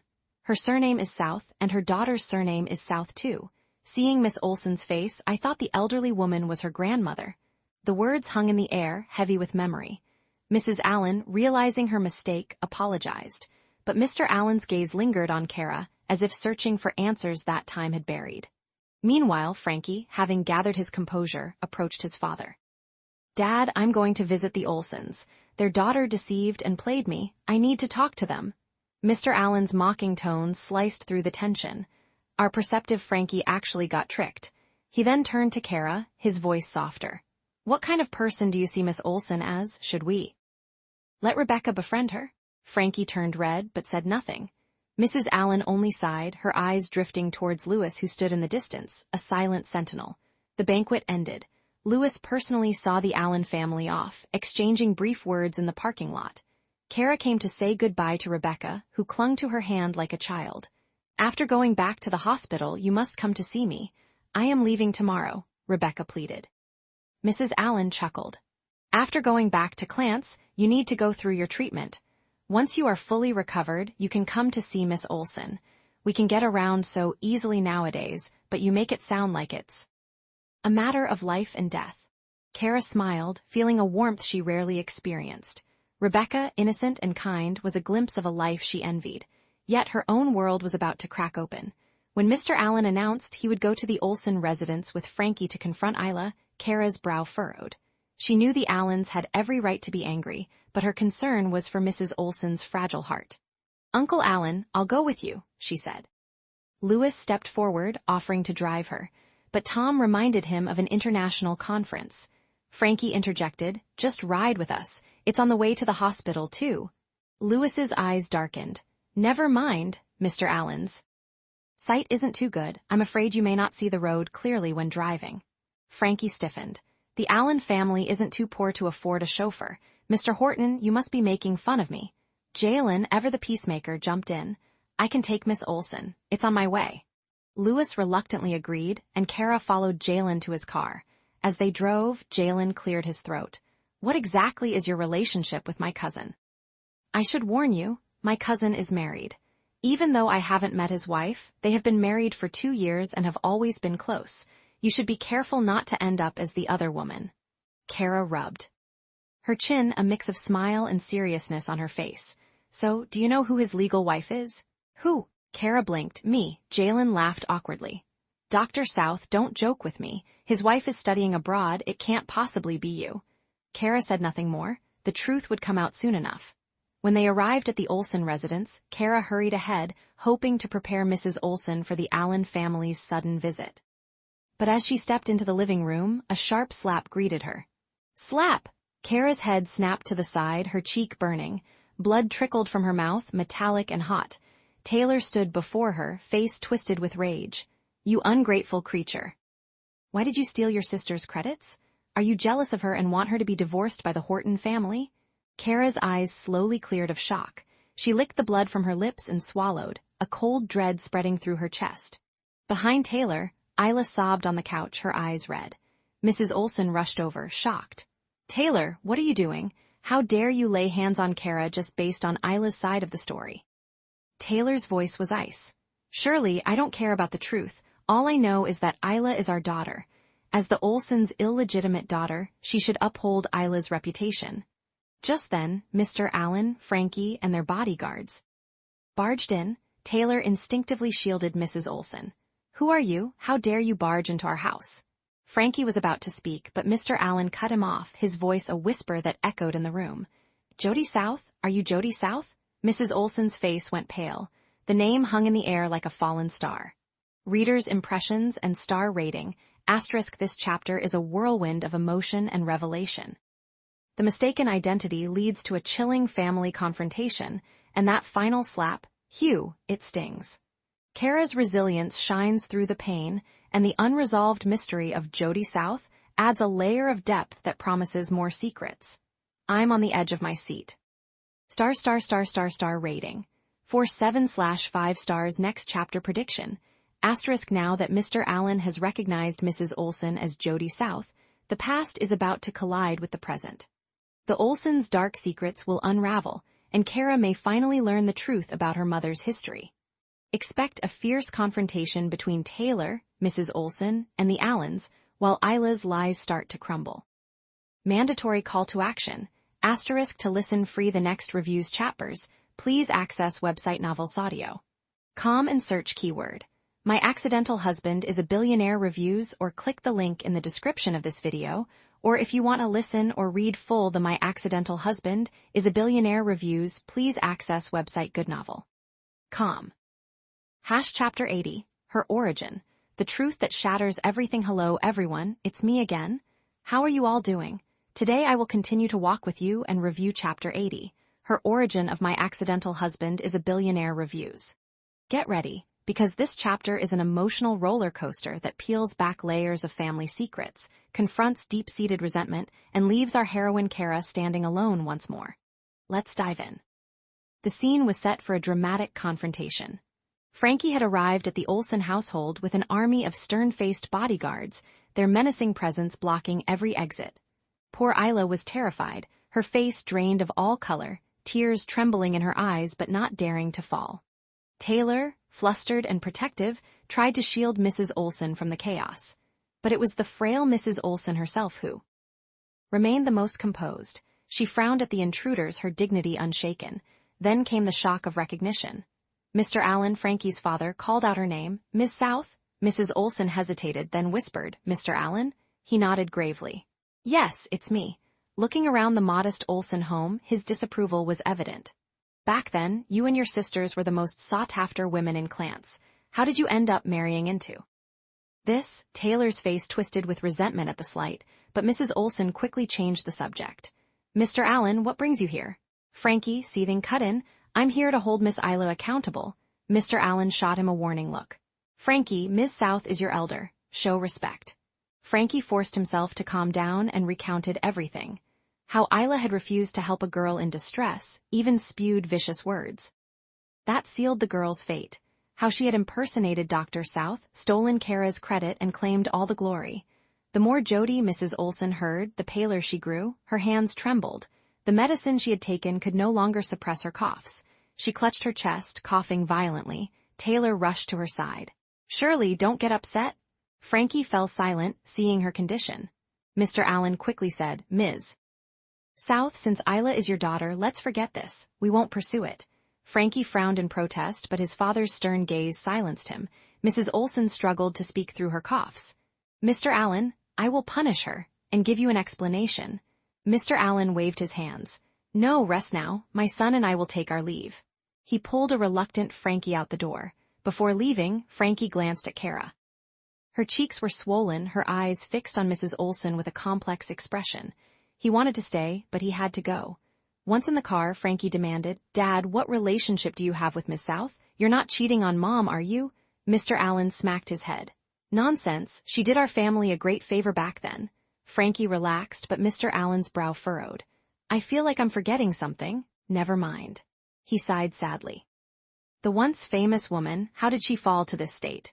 Back in the Olsen living room, the air was thick with tension. Mrs. Olsen's coughing fit continued, her face abnormally flushed. Taylor was frantic, his eyes red with worry. "Shirley, let's go to the hospital." Keira stepped forward, handing Mrs. Olsen a cup of water and picking up her medication. After a couple of minutes, the coughing subsided. Mrs. Olsen looked at Isla with cold fury.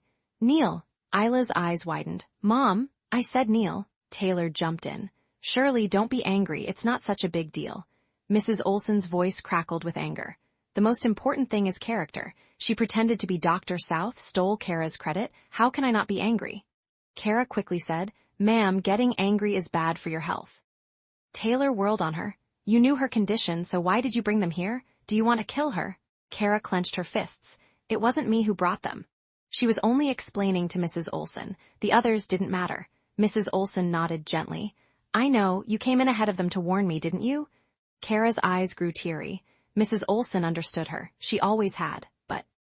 Taylor sneered. "Shirley, don't be fooled. If she really cared, she would have said it was her and Isla who made the phone call together. The Allen family would have let it go." Mrs. Olsen glared at him. "How can you be so shameless? We've been too indulgent to Isla."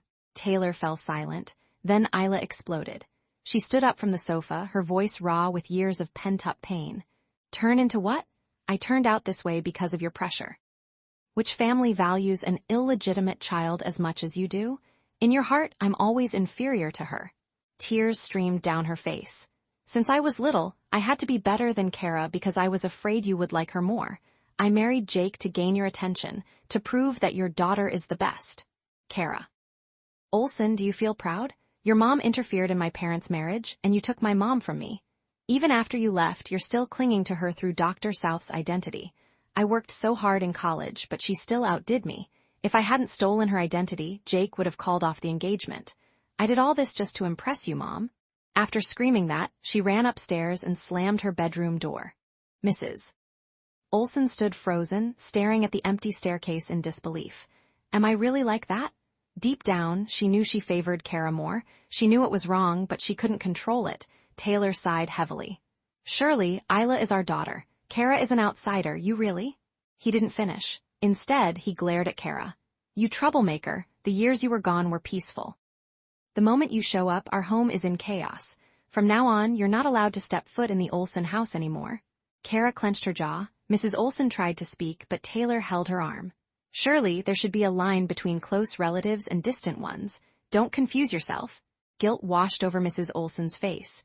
Guilt toward Isla and guilt toward Keira. Keira felt a weight on her chest. She knew what she had to do. She had always known. Lowering her eyes, she took a step back. Ma'am, please take care of your health. Don't worry about me. Then she turned and strode away. Her steps were firm. Her back was straight. But the moment she stepped out the door, a tear rolled down her cheek. She had never deserved to stand by Mrs. Olsen's side. She raised her hand and gently wiped the tear away. At that moment, her phone rang. It was her uncle, Finley Hill. His voice was weary and panicked. Niece, I'll sell The Secret to you for $5 million. Do you want it? Yes. Reader's impressions and star rating, *Oh my heart. This chapter was an emotional gut punch. We finally see the raw, ugly truth behind Isla's jealousy and resentment, and it's heartbreaking. But it also reveals Mrs. Olsen's own guilt and favoritism, making the family dynamic so complex and painful. Keira's quiet dignity as she walks away alone, with that single tear, is devastating. And that cliffhanger with the uncle's secret. What secret costs $5 million? My mind is racing. This chapter earns a solid ***** rating. 4.9/5 stars * for its emotional depth and perfect setup for the next reveal. Next chapter prediction. The secret Finley Hill wants to sell for $5 million must be something huge, possibly related to Keira's true parentage, or perhaps the real reason Mrs. Olsen's health is failing. I predict it will shake Keira's world to its core and maybe even force her to return to the Olsen family for good. Also, Frankie might investigate further into Mrs. Olsen's past with his father, uncovering a connection that could change everything between him and Keira. Get ready for a game-changing revelation. Mandatory call-to-action sentence. *to listen, free the next reviews chapters, please access website Novels Audio. Com and search keyword. My Accidental Husband is a Billionaire reviews, or click the link in the description of this video, or if you want to listen or read full the My Accidental Husband is a Billionaire reviews please, access website goodnovel.com. Welcome to novelsaudio.com. We hope you have a relaxing and enjoyable time.